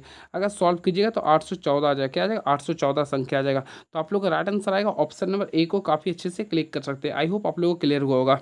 चलिए, and very next question is now friends, next question को देखते हैं क्या लिख रहा है ये। तो नेक्स्ट क्वेश्चन ये रहा, यदि दो शंकुओं के आयतनों का अनुपात 2:3 है और उसके आधारों के त्रिज्याओं का अनुपात 1:2 है, तो उसकी ऊंचाइयों का अनुपात क्या होगा। कुछ नहीं फ्रेंड्स, आप लोग काफ़ी अच्छे से बना सकते हैं। देखिए आप लोग को आयतन लिख रहा है, तो अल्टीमेटली आप लोग को पता है क्या होता है, पाई R² H होता है, तो पाई कर दिए, R² यहाँ पे H कर देते हैं, यहाँ पे H1 एक का मान एक H2 मान लेंगे। देखो पाई ले लेंगे, ये R यह 2 कर दिए का स्क्वायर, यह H2 कर दिए, इसका वैल्यू 2:3 लिखा। देखिए पाई पाई कैंसिल हो गया, पहला का R1 का वैल्यू 1 था, तो 1 का स्क्वायर 1 होगा, 2 का वैल्यू लिखें, 2 का स्क्वायर 4 होता है। अब यहाँ पे आप लोग को H1 और H2 लिखना है। क्लियर है? अब तो निकाल लीजिए 2:3, तो देखिए क्रॉस मल्टीप्लिकेशन होगा फ्रेंड, तो आप लोग कीजिए 3 हो गया, यहाँ पे 3 हो गया, 4 दूनी 8 हो गया, तो सिंपल में अपोजिट कर दिया, यानी H1:H2 कीजिएगा ना तो 3 और 8 आ गया, तो उल्टा कीजिए तो 8 क्या आ गया 3, तो 8:3 ऑप्शन में क्या बिल्कुल, तो ऑप्शन नंबर बी को काफ़ी अच्छे से क्लिक कर सकते हैं। तो option number B is the right answer. चलिए, ताश की गड्डी में से कार्ड निकाला जाता है, निकाले गए कार्ड के काले रंग होने की प्रायिकता क्या होगी। देखिए सबसे पहले आप लोग को पता होगा कार्ड में जो कुल संख्या होती है 52 होता है, यानी कि टोटल NS कितना हो गया, यानी सैंपल इस पर 52 हो गया। अब देखिए एक काला कार्ड निकालते हैं। देखिए आप लोग को पता टोटल देखिए 52 कार्ड होता है, 52 जब भी निकालते हैं तो कॉम्बिनेशन का यूज करते हैं, नहीं 52 में से एक निकाल देते हैं, नहीं 52 कॉम्बिनेशन उनका वैल्यू हो गया 52 हो गया। यहाँ तक समझ में आ गया। अब इसमें से काला कार्ड को निकाल रहे हैं, तो फ्रेंड्स ऑलरेडी आप लोगों को पता है कुल काला की संख्या होता है 26 होता है, ठीक है, और उसमें से केवल एक निकाले, यानी 26 कॉम्बिनेशन बनकर इसका वैल्यू निकालेगा तो 26 होगा। आप लोग का क्या निकालना था प्रायिकता, तो NP का वैल्यू होता है NE/NS, तो NE का वैल्यू कितना 26 हो रहा और NS का वैल्यू 52 लिख रहा। इसको सॉल्यूशन कीजिए तो 1/2 आएगा, तो राइट आंसर होगा 1/2, जो कि ऑप्शन के अकॉर्डिंग देखिएगा तो ऑप्शन नंबर बी को काफ़ी अच्छे से क्लिक कर सकते हैं। तो option number B is the right answer. Very next question लिख रहा हूँ, तो देखते हैं क्या लिख रही है। दो सड़कें परस्पर 60 डिग्री के कोण पर मिलती है, यदि चौराहे से एक मोटर कार 5 किलोमीटर तथा दूसरी मोटर कार दूसरी सड़क पर चौराहे से 8 किलोमीटर दूर है, तो दोनों मोटर कारों की दूरी क्या होगी। तो इसके लिए थोड़ा टाइम टेकन वाला, देखिए मैं आप लोगों को बताना चाहता हूँ। देखिए इस टाइप्स का अगर क्वेश्चन आता है, ठीक है, तो आप लोगों को मैं बताना चाहता हूँ, इस टाइप्स का क्वेश्चन आता है तो आप लोग देखिए 2 है, आप लोगों को मैं देखिए बता रहा हूँ, इस टाइप से बनाएगा। मान लीजिए ए मान लेंगे, क्लियर है, इसको मान लेंगे बी, इसको मान लेंगे सी। दो सड़कें परस्पर 90 डिग्री के पे मिलती है, यानी यहाँ पे 60 डिग्री पे ना, तो यहाँ पे हम लोग एंगल जो मानेंगे, देखिए काफ़ी मैं मोहब्बत से बता रहा हूँ, इस 60 डिग्री मान लें, 60 डिग्री मिले। यदि चौराहे पर एक मोटर कार 5 किलोमीटर और दूसरे क्या लिख रहा है 8 किलोमीटर, मान लीजिए ये 5 है और ये क्या लिख रहा है 8 है, तो दोनों के बीच की दूरी क्या होगा। तो इस स्टेप्स के लिए निकालें आप लोग को इसका वैल्यू निकालना है। तो कुछ नहीं करना है, देखिए इसके लिए हम लोग क्या करें, कोसाइन का फार्मूला का यूज करेंगे। अल्टीमेटली इसका फार्मूला लिख देता हूँ, देखिए कॉस थीटा का वैल्यू यूज करें, इसे कोसाइन बोलते हैं। तो इसके लिए क्या करते हैं, जो वैल्यू दिया रहता है, मान लीजिए ये वैल्यू है, ये वैल्यू, दोनों का स्क्वायर कर देंगे। ठीक है, आई थिंक देखिए ए बी का स्क्वायर करेंगे प्लस ए सी का स्क्वायर माइनस करेंगे बी सी का स्क्वायर का, ये फार्मूला होता है। आई होप आप लोग पढ़े भी होंगे, क्लियर है।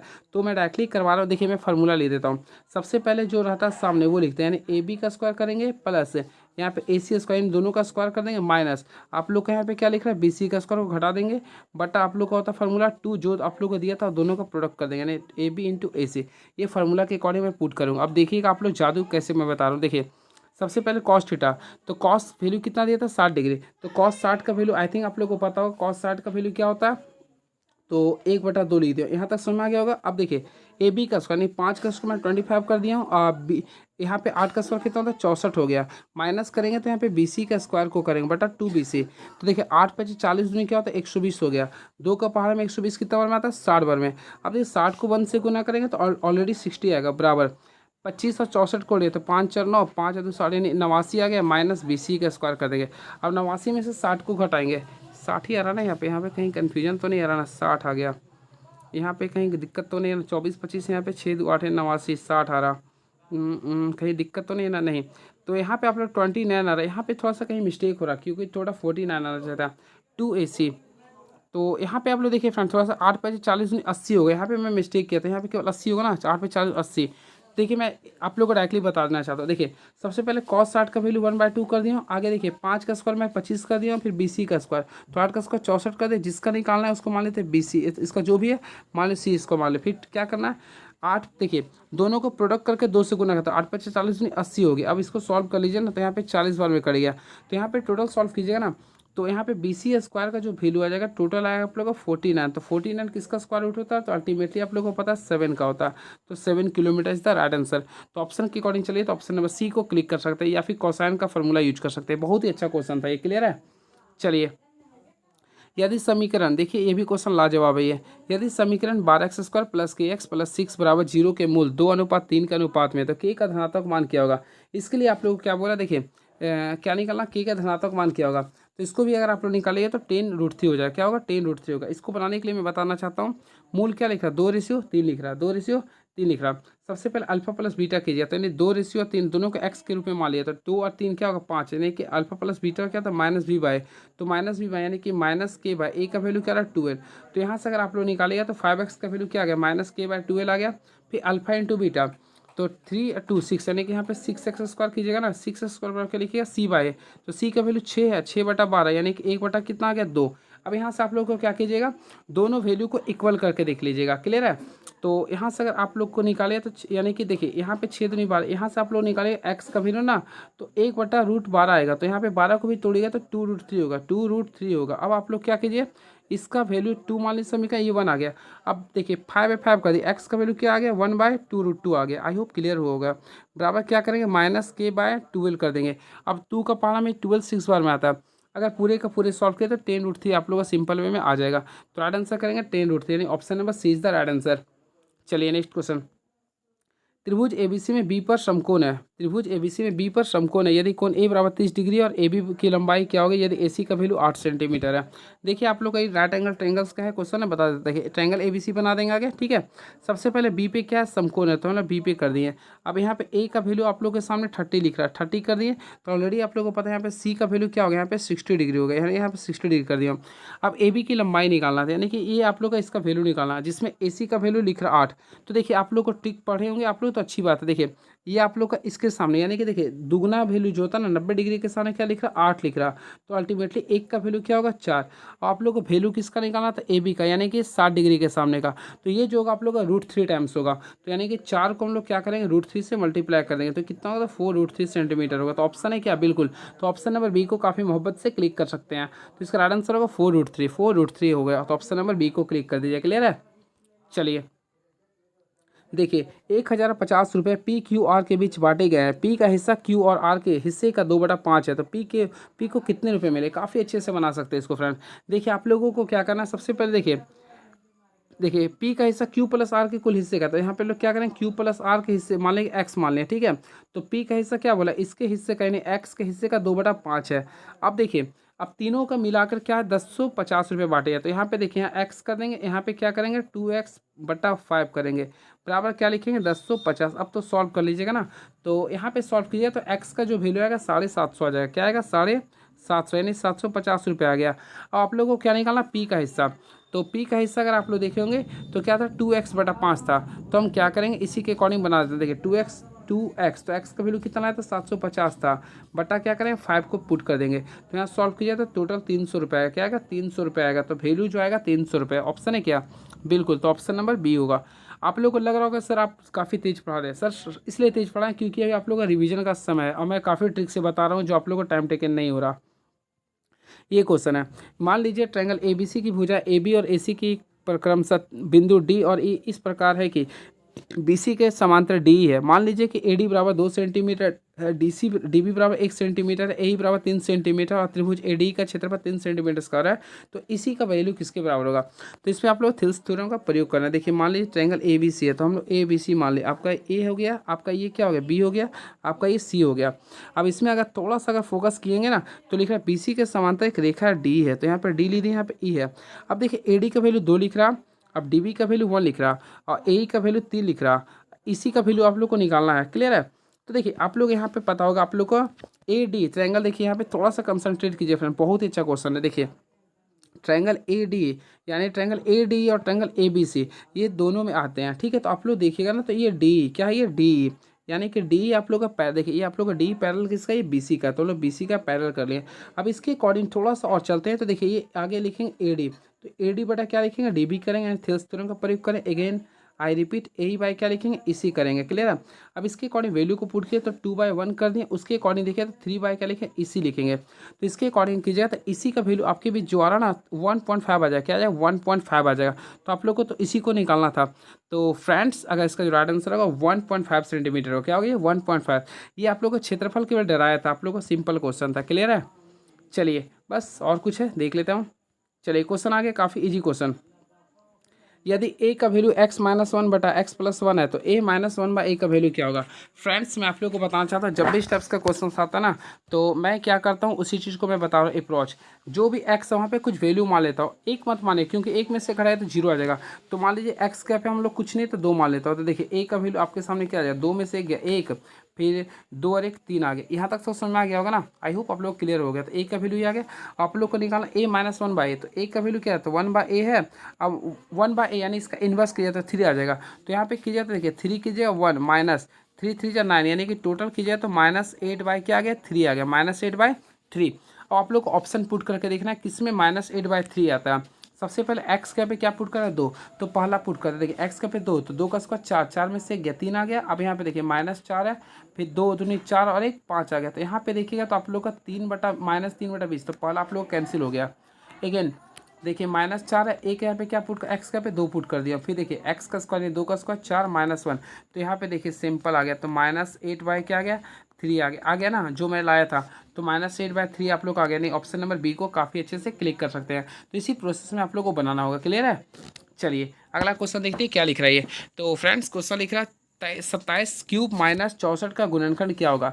इसके लिए आप लोग को क्या करना है, a³ - b³ का फार्मूला को अप्लाई करना पड़ेगा। अल्टीमेटली आप लोग पढ़े होंगे a³ - b³ का जो फार्मूला होता है, सबसे पहले हम लोग लिखते हैं a - b, क्या लिखते हैं a - b ब्रैकेट, फिर लिखते हैं a² + ab। देखिए फार्मूला को याद रखें, a² + ab + b² होता है।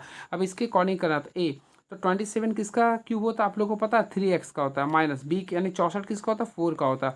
आप लोग को इसके अकॉर्डिंग करना है, तो a² यानी कि 9 का स्क्वायर क्या होगा, सॉरी 3 का स्क्वायर 9x कर दें। यहाँ पे टोटल सॉल्व किया ना तो इस टाइप से आप लोग काफ़ी अच्छे से कर सकते हैं। तो यहाँ पे बोला इसका गुणनखंड क्या होगा, तो इसमें कोई नहीं दिया, तो ऑप्शन में इसमें से कोई नहीं होगा, क्लियर है। चलिए नेक्स्ट क्वेश्चन, यदि चर के मान 4 3 2 1 और इसकी बारंबारता 1 2 3 4 है तो इसका माध्य क्या होगा। देखिए जब भी स्टेप्स का क्वेश्चन आता है ना तो आप लोग क्या करिए, जो भी मान दिया उसकी बारंबारता से उसको प्रोडक्ट करके प्रोडक्ट कर दिए सभी को आगे, ठीक है। सारे को सम करके डिवाइड कर दिया। तो देखिए हम लोग क्या करेंगे, 4 गुना 1 करेंगे, उसके बाद 3 को किससे गुना करेंगे, 2 से, फिर 2 को किससे गुना करेंगे, 3 से, और वही लास्ट 1 को गुना करेंगे 4 से। और आपका जो शुरू में जो बारंबार था सबको सम करें, यानी 1 + 2 + 3 + 4। तो यहाँ पे करेंगे तो 4 एकम 4 होगा, 3 दूनी 6 हो गया, फिर 2 तिया 6 हो गया, फिर करेंगे 4, और यहाँ पे टोटल 4 3 7 2 9 और 1 10, यानी टोटल कीजिएगा फ्रेंड तो 20/10 आ रहा है लगभग। तो इसका वैल्यू कितना आ रहा है, 2 आ रहा। तो फ्रेंड्स का राइट आंसर आएगा 2 आएगा, यानी ऑप्शन नंबर सी को काफ़ी मोहब्बत से क्लिक कर सकते हैं। आई होप आप लोगों को मजा आ गया होगा। कौन एक सजाती है, सजाती यानी क्या होता ना, सजाती है। तो देखिए नहीं कौन एक जैसा, देखिए पहला को अगर करेंगे तो पहला आप लोग का 3/116 जो कि एक परिमेय संख्या है। सेकेंड 3/36, तो एक आप लोग का एक प्रकार का एक अपरिमेय संख्या है। ये क्या लिख रहा है, √3 है क्या, यहाँ पे कन्फ्यूजन, √3 है क्या, ये यहाँ देखना पड़ेगा। इसमें भी जाए तो 1/4 आप लोग का एक परिमेय संख्या है। अब लास्ट में लिख रहा है कौन एक सजाती है। तो इसमें देखिएगा ना, इसमें अगर आप लोग देखें तो विकल्प भी देखिए आप लोग का एक अपरिमेय संख्या है, बाकी सारे क्या सजाती है, ठीक है। तो ऑप्शन नंबर बी को क्लिक कर देंगे। चलिए 9.2 बिलियन बराबर होंगे। सबसे पहले फ्रेंड्स आप लोग को पता होगा तो आप लोग जान लीजिए, नहीं पता तो सीख लीजिए। आप लोग को पता होगा 1 बिलियन, आप लोग को पता होगा कोई नहीं कोई थे, यानी कि एक एंकर थे जो कि अब पूछ रहे थे 1 ट्रिलियन में कितने होते हैं। तो आप लोग को पता 1 ट्रिलियन में होता है 10⁻12, लेकिन यहाँ पे बिलियन में होता है 10⁻9 होता है, आप लोग को पता होगा। तो वही 9.2 को हम लोग क्या करेंगे फ्रेंड्स, सिंपल में 10⁻9 से गुना कर देंगे। तो अगर आप लोग गुना कीजिएगा तो इसका जो वैल्यू आएगा, आगे लिख देंगे 9 लिख देंगे, 2 फिर 0 20 तो लिख देंगे। अब इसका कितना जीरो लिखेंगे, तो 2 2 4, यानी 2 2 4 3 7 लिखेंगे, यानी 1 2 फिर 2 2 4 फिर 3 को ले देंगे, 3 2 5 2 7 लिखें। ये आप लोग का होगा, क्लियर है। तो ऑप्शन के अकॉर्डिंग चलिए, तो काफ़ी मोहब्बत से ऑप्शन नंबर सी को क्लिक कर सकते हैं, क्लियर है। नेक्स्ट क्वेश्चन, यदि ए बी और सी का विभिन्न पूर्णांक इस प्रकार है कि, देखिए ये आप लोगों को कंसंट्रेट करना पड़ेगा। यहाँ पे थोड़ा सा देखते हैं, तो ए लेस दैन इसको आप लोग रखना पड़ेगा। तो कौन किसका कथन सत्य होगा। तो फ्रेंड्स अगर आप लोग इसको देखिएगा तो ऑप्शन नंबर ई हो जाएगा, ठीक है। चलिए नेक्स्ट को, इसको आप लोग को सरल करना है। अल्टीमेटली अगर सरल कीजिएगा तो आप लोग काफ़ी मोहब्बत से सॉल्व कर सकते हैं, ऑप्शन नंबर ए होगा। चलिए नेक्स्ट क्वेश्चन, एक फॉर्म में कुछ मुर्गियां और बकरियां हैं। यदि सिरों की कुल संख्या 77 हो तथा पैरों की कुल संख्या 248 है तो मुर्गियों की कुल संख्या कितना होगा। देखिए इसके लिए बनाने का मैं ट्रिक बताता हूँ। देखिए मुर्गियों की संख्या बोलेगा ना, सबसे पहले आप लोग देखिए कुल संख्या मुर्गियों को जो रहेगा, यानी 77 था, उसको आप लोग हमेशा 4 से गुना कर दीजिए, माइनस जो टोटल पैरों की संख्या देता उसमें से माइनस कर दीजिए, हमेशा इसको 2 से डिवाइड कर दीजिएगा। तो टोटल कीजिएगा तो 300 यहाँ पे 8 आ गया, माइनस यहाँ पे कितना है 248 बटा क्या कीजिए 2। तो यहाँ पे टोटल सॉल्व किया तो 30 आ जाएगा, क्लियर। इस टाइप से आप लोग बना सकते हैं। अगर नहीं समझ में आए तो आप लोग को लॉन्ग विधि, सबसे पहले मुर्गियों की संख्या x मान लीजिए, बकरियों की संख्या y, तो दोनों का मिलाकर, यानी दोनों का मुंह तो एक ही होता था, तो x + y का वैल्यू कितना आ गया 77 आ गया। अब दोनों का पैर की संख्या, तो आप लोग को अल्टीमेटली फ्रेंड्स आप लोग को पता होगा मुर्गी का पैर 2x हो गया, यानी कि 2 हो गया, 2x कर लेंगे। और बकरी का 4 होता है, यानी 4x का वैल्यू 248। और आप लोग समीकरण को भी सॉल्व कर सकते हैं, क्लियर है। तो वैसे मैं जो ट्रिक बताएं वही बेटर होगा। 6% मात्र बैटरी लगता है ऑफ हो जाएगा, इसलिए मैं थोड़ा सा क्वेश्चन देखता हूँ, अगर हो गया तो ठीक है, नहीं तो थोड़ा सा देखता हूँ ज़्यादा क्वेश्चन है क्या। रुकिए 6% है, देखता हूँ, थोड़ा सा वेट कीजिए आप लोग थोड़ा सा 1 मिनट, क्योंकि जानते फिर डायरेक्टली ऑफ हो जाएगा ये 1 मिनट। तो फ्रेंड्स आप लोग को मैं इसी क्वेश्चन के बारे में बता रहा हूँ। मेरा बैटरी भी चार्ज पे लगा, थोड़ा टूई टूई करते रहेगा, आप लोग थोड़ा सा उसके लिए घबराइएगा मत। देखिए 2 उम्मीदवारों के बीच एक चुनाव में रवि को कुल वैध मतों का 65% प्राप्त हुआ। यदि मतों की कुल संख्या 6000 थी और 25% मत अवैध थे तो अन्य उम्मीदवारों को कितने वैध मत प्राप्त हुए। कुछ भी नहीं करना फ्रेंड, देखिए कुल मतों की संख्या कितना था 6000, तो हमने यहाँ पे 6000 कर दिए, क्लियर है। अब इसका कितना परसेंट 25% अवैध था, तो वैध कितना रहा 75%। आई होप यहाँ तक क्लियर हुआ होगा। तो टोटल यहाँ सॉल्व कीजिएगा ना, टोटल आ गया 4500, क्या आ गया, यानी कि टोटल वैध मत कितना था 4500, ठीक है। अब देखिए रवि को प्राप्त वैध मत का प्रतिशत कितना था 65% था, ठीक है। तो अब अन्य उम्मीदवार को कितना होगा वैध मत का परसेंट, तो हम लोग क्या करें 100 में से जो आप लोग का 65 था उसको माइनस कर दीजिए, तो अन्य को कितना रहेगा 35% रहेगा, क्लियर है। तो हम क्या करें, अन्य के लिए बोल रहे हैं, तो 4500 जो आप लोग का आया है इसका कुछ नहीं करेंगे, 35% निकाल देंगे, यानी कि टोटल सॉल्व कीजिए, 0 0 कैंसिल कर दिए और 35 को इससे गुना कीजिए। तो देखिए इसमें कुछ नहीं कीजिए, 12 थे 5 थे 15 75 यानी 1575 होगा। तो ऑप्शन के अकॉर्डिंग चाहिए ना, तो ऑप्शन कहीं नहीं है, तो 1575 होगा, जो कि ऑप्शन में, तो इनमें से कोई नहीं होगा, क्योंकि राइट आंसर होता 1575 होता, ऑप्शन नंबर ई होता, क्लियर है। चलिए बस 93 हो गया, और भी देखते हैं क्वेश्चन क्या लिख रहा है ये। एक टेस्ट में देखिए एक टेस्ट में 50 विद्यार्थियों का औसत प्राप्तांक 66 है। कुल विद्यार्थियों में से 40% लड़कियां और शेष लड़के हैं। लड़कों का औसत प्राप्तांक लड़कियों की तुलना में 20% कम है, तो लड़कियों का औसत प्राप्तांक क्या होगा? इसको आप लोग जेएसएम से भी बना सकते हैं, तो आप लोग बना लिए तो 75 आ जाएगा। क्लियर है? चलिए नेक्स्ट क्वेश्चन। एक शांत जल में 5 किलोमीटर प्रति घंटा की चाल से नाव चला सकता है। यदि धारा की चाल 2.5 किलोमीटर प्रति घंटा है तो इसे धारा के विपरीत दिशा में समान दूरी तय करने के लिए धारा की दिशा में लगे समय से 4 घंटे अधिक लगते हैं। तो दूरी ज्ञात करें। फ्रेंड्स जब भी स्टेप्स का क्वेश्चन आता है ना तो आप लोग दो के देखिए, एक होता है डाउनवर्ड, एक होता है अपवर्ड। देखिए मैं हिंदी में लिख देता हूँ। ये देखिए एक होता अनुप्रवाह, एक होता अनुप्रवाह, एक होता आप लोग का ऊर्ध्व प्रवाह। ठीक है, देखिए ऊर्ध्व प्रवाह यानी कि अप एंड डाउन। तो इसमें सबसे पहले चाल की बात करना चाहता हूँ। तो देखिए चाल में आप लोग का लिख रहा है पहला 5 किलोमीटर प्रति घंटा। तो इसमें आप लोग को दोनों को सम करते हैं, यानी कि 5 और 2.5 को जोड़ देंगे तो कितना आएगा? 7.5 आएगा। क्लियर है? और इसमें क्या कहते हैं, दोनों का डिफरेंस होता है, 5 में से 2.5 को घटाइए तो क्या आएगा? 2.5 आ गया। क्लियर है? अब देखिए अब यहाँ पे लिख रहा ना धारा में 4 घंटे अधिक लेता है। क्या घंटे? 4 घंटे अधिक लेता है। तो 4 को बांटेंगे, यानी एक है तो यहाँ पे क्या करेंगे? 3 करेंगे, टोटल हो गया। अब समय एक दूसरे का उल्टा होता है, यानी एक है तो यहाँ पे क्या करेंगे? 3 कर देंगे। आई होप आप लोग क्लियर हो गया होगा। क्लियर है? अब क्या करें? दोनों का डिफरेंस देखें, यानी 3 में से 1 घटाएं, कितना बचा? 2। तो 2 का जो वैल्यू था 4 घंटा अधिक ले रहे हैं, 2 का वैल्यू क्या लिखा है? 4 के बराबर हो गया। आई होप आप लोग क्लियर हो गया हो। क्लियर है? अब क्या करेंगे यहाँ पे सिंपल अर्थ में आप लोग को यहाँ पे मैं समझाने जा रहा हूँ। देखिएगा थोड़ा सा, आप लोग यहाँ पे देखिए 2 घंटा के बराबर 4 है, एक का वैल्यू कितना रहा? 2। तो आप लोग को निकालना कुल दूरी कितना था? 7.5। तो 7.5 को 2 से गुना करेंगे, कितना आएगा? 15। तो राइट आंसर आएगा 15 किलोमीटर। तो ऑप्शन नंबर बी को आप लोग काफ़ी अच्छे से क्लिक कर सकते हैं। तो फ्रेंड्स राइट आंसर आएगा 15 किलोमीटर होगा। क्लियर है? तो यहाँ पे रुकिए, आप लोगों के साथ कन्फ्यूजन हो रहा होगा वॉइस के लिए। चलिए जो है थोड़ा सा झेल लीजिए क्योंकि आज मेरे साथ कुछ इशू है। चलिए नेक्स्ट क्वेश्चन देखते हैं क्या लिख रहा है ये। चलिए ना देखते हैं। ए और बी मिलकर एक कार्य को 12 दिनों में कर सकते हैं, जबकि ए अकेला उसी कार्य को 18 दिन में पूरा कर सकते हैं। तो बी अकेला उस कार्य को कितना दिन में पूरा करेगा? कुछ नहीं करना है। देखिए सबसे पहले याद रखें, देखिए ए प्लस बी है, तो ए प्लस बी मिलकर किसी कार्य को 12 दिन में कर रहा, और वही ए अकेला, तो ए अकेला उसी कार्य को 18 दिन में कर रहा था। ठीक है, तो बी अकेला उस कार्य को कितना दिन में करेगा? देखिए दोनों को मिला के किया तो 36 का कार्य हो रहा है। ठीक है, अब रेशियो में आइए, तो यानी दोनों मिला के 3 दिन में कर रहा था और ए अकेला आपको कितना दिन में कर रहा था? 2 दिन। तो फ्रेंड्स आप लोग माइंड से लगा सकते हैं। तो बी की क्षमता कितना होगा? देखिए ए का क्षमता कितना था? 2, तो 2 प्लस बी बराबर 3। तो यानी कि यहाँ पे देखिए बी का वैल्यू क्या आएगा? अल्टीमेटली में बी का वैल्यू आएगा 1 आएगा। तो टोटल कार्य का क्षमता कितना था? 36 था। अब बी का क्षमता कितना था? 1 था। तो 36 को 1 से डिवाइड करेंगे, क्या आएगा? 36 आएगा। तो इसका जो राइट आंसर आएगा 36 दिन आएगा। तो ऑप्शन है बिल्कुल, तो ऑप्शन नंबर ए को काफ़ी अच्छे से क्लिक कर सकते हैं, 36 दिन is the right answer. Clear है? चलिए एंड नेक्स्ट क्वेश्चन। एक व्यापारी अपने माल पर क्रय मूल्य से 45% अधिक मूल्य अंकित करता है। वह अपने ग्राहकों को 21% की छूट प्रदान करता है, तो उसका लाभ परसेंट ज्ञात करें। कुछ नहीं करना, देखिए रामबाण तरीका को यूज किए। सबसे पहले कितना परसेंट अधिक अंकित करता है? 45। तो प्लस 45 कर देंगे, अब 21% छूट देता है, तो -21 प्लस माइनस कर देंगे, 45 गुना क्या करें? 21 बाई क्या करें? फिर 100 करेंगे। और अगर आप लोग सॉल्व करते हैं तो काफ़ी अच्छे से सॉल्व कीजिएगा ना, तो 14 पॉइंट समथिंग आए, यानी 14.55 आ जाएगा। तो और भी देखिए 5 बोलते सॉरी मैथमेटिक्स, तो यहाँ पे कीजिएगा तो टोटल 15% आएगा। तो राइट आंसर कीजिएगा ना तो ऑप्शन के अकॉर्डिंग 15% आएगा, यानी ऑप्शन नंबर बी को क्लिक कर दीजिए। चलिए नेक्स्ट क्वेश्चन। ये क्वेश्चन है, आप लोग बनाइएगा। देखिए सौविक 2 प्रकार के चीनी खरीदता है। पहला प्रकार 45 रुपये प्रति केजी और दूसरा लिख रहा 80 रुपये प्रति केजी के मूल्य पर।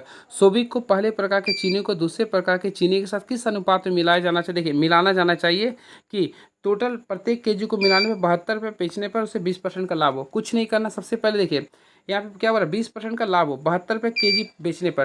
तो 20% का अगर हम लोग तोड़ेंगे तो 20% का होगा, तो 20/100 कीजिएगा ना, तो यानी 1/5 लिख रहा। तो 5 से यानी कि लाभ करना है, 5 से यानी 6 जाएगा। ठीक है, अब देखिए यहाँ पे CP लिख रहा है, यानी कि 72, यानी यहाँ पे देखिए तो टोटल ही आ रहा है। ठीक है, तो यहाँ पे अगर CP निकालेगा ना तो 12 यानी 60 आ गया, यानी इसका CP कितना था? 60 रुपया था। अब देखिए मैं आप लोगों के सामने समझाता हूँ। सबसे पहले पहला का वैल्यू लिखा था 45 था, सेकेंड का कितना था? 80 था, और थर्ड का कितना था? यहाँ पे देखे होंगे CP कितना आया था? 60 शायद आया था। हाँ बिल्कुल 60 आया था। अब डिफरेंस लीजिए ना, तो 80 में से 60 क्या बचेंगे? 20। 60 में से 45 का क्या बचेगा? 15। अब दोनों का रेशियो निकालेगा ना तो 4:3 आएगा। क्या रहेगा? 4:3 आएगा। तो राइट आंसर होगा 4:3 is the right answer. Clear है? तो ऑप्शन के अकॉर्डिंग जाइए तो 4:3, जो कि ऑप्शन नंबर में जाइए तो ऑप्शन नंबर बी को काफ़ी मोहब्बत से क्लिक कर सकते हैं। वार्षिक रूप से चक्रवृद्धि ब्याज की एक निश्चित दर पर एक राशि 2 साल में 10,890 रुपये और 3 साल में 11,979 रुपये हो जाती है। तो राशि ज्ञात करना है। कुछ नहीं करना फ्रेंड, जो मैं प्रोसेस बताया उसी के अकॉर्डिंग आप लोगों को करना था। देखिए आप लोग को क्या करना था, देखिए मैं आप लोग को रिकॉल करवाता। सबसे पहले 3 साल का देखिए, 3 साल का लिख रहा था 11,979 था। वही आप लोग का 2 साल के लिए लिख रहा था कितना, 10,890 रुपये लिख रहा था। अब तो आप लोग सॉल्व कर सकते हैं ना, एक बराबर यहाँ पे 9 कर दें, 17 में से 9 गया तो 8 9 17 होता है, ठीक है। अब यहाँ पे 8 में से 8 गया 0। अब यहाँ पे और भी कुछ बचा नहीं, 89 बच रहा, यहाँ पे 10 में 1089 आ गया, क्या गया 1089 आ गया। अब इसी के अकॉर्डिंग आप लोग को रेट निकालना पड़ेगा। तो फ्रेंड देखिए, रेट निकालने के लिए आपको क्या कीजिए, देखिए 1089 रुपये आया था। अब टोटल ओवरऑल देखिएगा तो कितना था इसका, 10,890 था। यहाँ पे लिख देंगे, गुना क्या करेंगे 100% करेंगे, तो इसके अकॉर्डिंग कीजिएगा ना तो 10% आएगा, यानी रेट निकालेगा तो 10% आएगा, ठीक है। आप लोगों को क्या निकालना, 2 वर्ष का बाद मिश्र धन निकालना था। तो कुछ नहीं करना था, देखिए टोटल यहाँ पे 10,890 रुपया था, 2 वर्ष के बाद बोल रहे थे 100 गुना क्या करेंगे 100 गुना 100 बाई क्या करेंगे 2 वर्ष के बाद, यानी 110 गुना क्या करें 110 करेंगे। तो ओवरऑल सॉल्व किए तो 9,000 रुपये आएगा, क्या आएगा 9,000 रुपये। तो ऑप्शन है तो बिल्कुल, तो ऑप्शन नहीं है तो इनमें से कोई नहीं, ऑप्शन नंबर ई को क्लिक कर देंगे। चलिए अगला क्वेश्चन देखते हैं क्या लिख रही है। अवि और बिंदु एक प्रोजेक्ट को क्रमशः 4 और 12 घंटे में पूरा कर सकते हैं। यदि अवि 5 बजे प्रोजेक्ट आरंभ करते हैं और वैकल्पिक रूप से प्रत्येक 1 घंटे के लिए कार्य करते हैं तो प्रोजेक्ट कब पूरा होगा। कुछ नहीं करना, देखिए मैं आप लोग को बताइए, मान ली अभी है और ये क्या आप लोग का बिंदु है, ये अभी कितना देखिए अभी आप लोग को 4 घंटे में कर रहा और अभी क्या लिख रहा है 12 घंटे में। टोटल क्षमता देखिए तो 12 आ गया, इसका कैपेसिटी 3 का आ गया, इसका कैपेसिटी 1 का आ गया, क्लियर है। अब देखिए दोनों बारी बारी से करते हैं, तो यानी कि फ्रेंड देखिए टोटल टू इंटू जो करा ना लफड़ा हमको भी करा, रुकिए हम देखिए इसको हटा देते हैं अभी। देखिए दोनों मिला के यानी दो दो कार्य कितना समय करेगा 4, यहाँ तक समय आ गया, यानी दोनों मिलकर कार्य। यहाँ पे रुकिए आवाज़ थोड़ा सा ना प्रॉब्लम करे, टू इंटू वाला आवाज़ जो दे ना हमें भी खराब लगा, रुकिए चल हटा बंद हो। चलिए हाँ फ्रेंड्स आप लोग देखिए, हाँ देखिए मैं समझाता हूँ, थोड़ा सा ध्यान दीजिएगा, आवाज़ आ रखी। हाँ देखिए फ्रेंड्स, सबसे पहले मैं जो बताऊँ ध्यान दीजिए। देखिए यानी अल्टरनेटिंग पे था, यानी 2 दिन में मिलकर यानी 2 दिन का कार्य कितना हो गया 4 हो गया, ठीक है। टोटल कार्य कितना था 12 था। तो आप बताइए एक यानी 2 दिन में कार्य 4 हो रहा, तो कितना दिन में कार्य 12 होगा। तो हम लोग क्या करेंगे, इसको 3 से गुना करेंगे। देखिए आप लोग बताइएगा 3 से गुना 4 3 12 हो गया, तो यहाँ पे हम लोग 3 से गुना करें, यानी कि 6 दिन में जो टोटल कार्य होगा कितना हो गया 12 हो गया। यहाँ तक क्लियर हो गया, यानी कि 6 घंटा में, सॉरी 6 घंटा था, यानी 6 घंटे में टोटल कार्य आप लोग का हो जा रहा। अब यहाँ पे थोड़ा सा कंसंट्रेट कीजिए, कार्य कितना बजे स्टार्ट होता था 5 AM में, 5 AM में स्टार्ट हो रहा था। अब 6 घंटा कार्य और चल रहा, तो 6 घंटा ऐड कर दें तो 6 5 कितना था 11 AM। तो फ्रेंड्स याद रखिएगा दोनों, यानी कि 11 बजे आप लोग का कार्य पूरा हो जाएगा, क्लियर है, पूरा होगा। तो ऑप्शन नंबर ए होगा। ये क्वेश्चन तो आप लोग काफ़ी अच्छे से कर सकते हैं। 6 छात्रों के समूह के ग्रुप लीडर ने बताया कि उसके औसत वजन 46 kg है। जब समूह के सदस्यों से उनके व्यक्तिगत वजन के बारे में पूछा गया तो 5 ने अपने वजन 5 kg 50 kg 52 kg 40 kg 44 kg और 48 kg बताया। तो छठे सदस्य ने कहा मुझे अपना वजन याद नहीं है। तो छठे सदस्य का क्या होगा, कुछ नहीं करना। देखिए टोटल 6 का ना, तो 6 का औसत कितना था 46 था, तो 6 को 46 से गुना कीजिए, टोटल कितना आएगा शायद 276 आएगा। ये कर देंगे, माइनस कीजिएगा। देखिए पहला का 50 है फिर 52, तो 50 52 को सम कीजिए, फिर 40 44, तो ये सब सारे को ऐड कीजिए तो 234 आएगा। तो इसमें से आप लोग घटा दीजिए तो टोटल कितना आएगा 42 kg, यानी 42 kg is the right answer. तो ऑप्शन के अकॉर्डिंग बी को क्लिक कर दीजिए। चलिए अगला क्वेश्चन। तो फ्रेंड्स नेक्स्ट क्वेश्चन देखते हैं क्या लिख रही है। तो नेक्स्ट क्वेश्चन देखिए, एक व्यक्ति क्रय मूल्य से 4% की हानि पर सामान बेचता है, लेकिन वह क्या लिख रहा है ये, लेकिन वह कुछ यानी कि वह कुछ 4% ग्राम के बजाय 20% ग्राम तौलता है, उसका लाभ या हानि ज्ञात करें। इसमें देखिए सबसे पहले हानि कितना था 4% का था, ठीक है। तो तौल में प्राप्त लाभ निकालना, तो 40 में से 20 को कर रहा है, यानी यहाँ 40 ग्राम था, ठीक है। तो 40 में से 20 को ही तौलता है, तो यहाँ पे टोटल कितना लेगा 40 में से 20 करना है, 20 टोटल 20 था, गुना क्या करेंगे 100। तो यहाँ से कीजिएगा ना तो 100% आ गया। तो कुल लाभ निकालना है, तो आप लोग कुल जब लाभ निकालना है तो 100 कर देंगे, यहाँ पे तो 100 आ गया, -4% था। अब यहाँ पे प्लस माइनस माइनस करें, यहाँ पे 100 गुना, यहाँ पे क्या था -4 था। अब यहाँ पे क्या करेंगे बाय 100 कर देंगे, इसके अकॉर्डिंग सॉल्व किया तो 92% आएगा, 92% इसका right answer. Next question, 2 train जिनमें से प्रत्येक की लंबाई 200 मीटर है विपरीत दिशाओं में चल रही है, वे 10 सेकेंड में एक दूसरे को पार करती है। यदि एक ट्रेन की चाल 90 किलोमीटर प्रति घंटा है तो दूसरे की चाल क्या होगा। काफ़ी अच्छे से बना सकते हैं फ्रेंड। सबसे पहले आप लोग को चाल निकालना है। देखिए समय क्या लिखा 10 सेकेंड, तो आप लोग को पता समय बराबर, तो समय बराबर क्या होता है कुल दूरी बटा कुल चाल।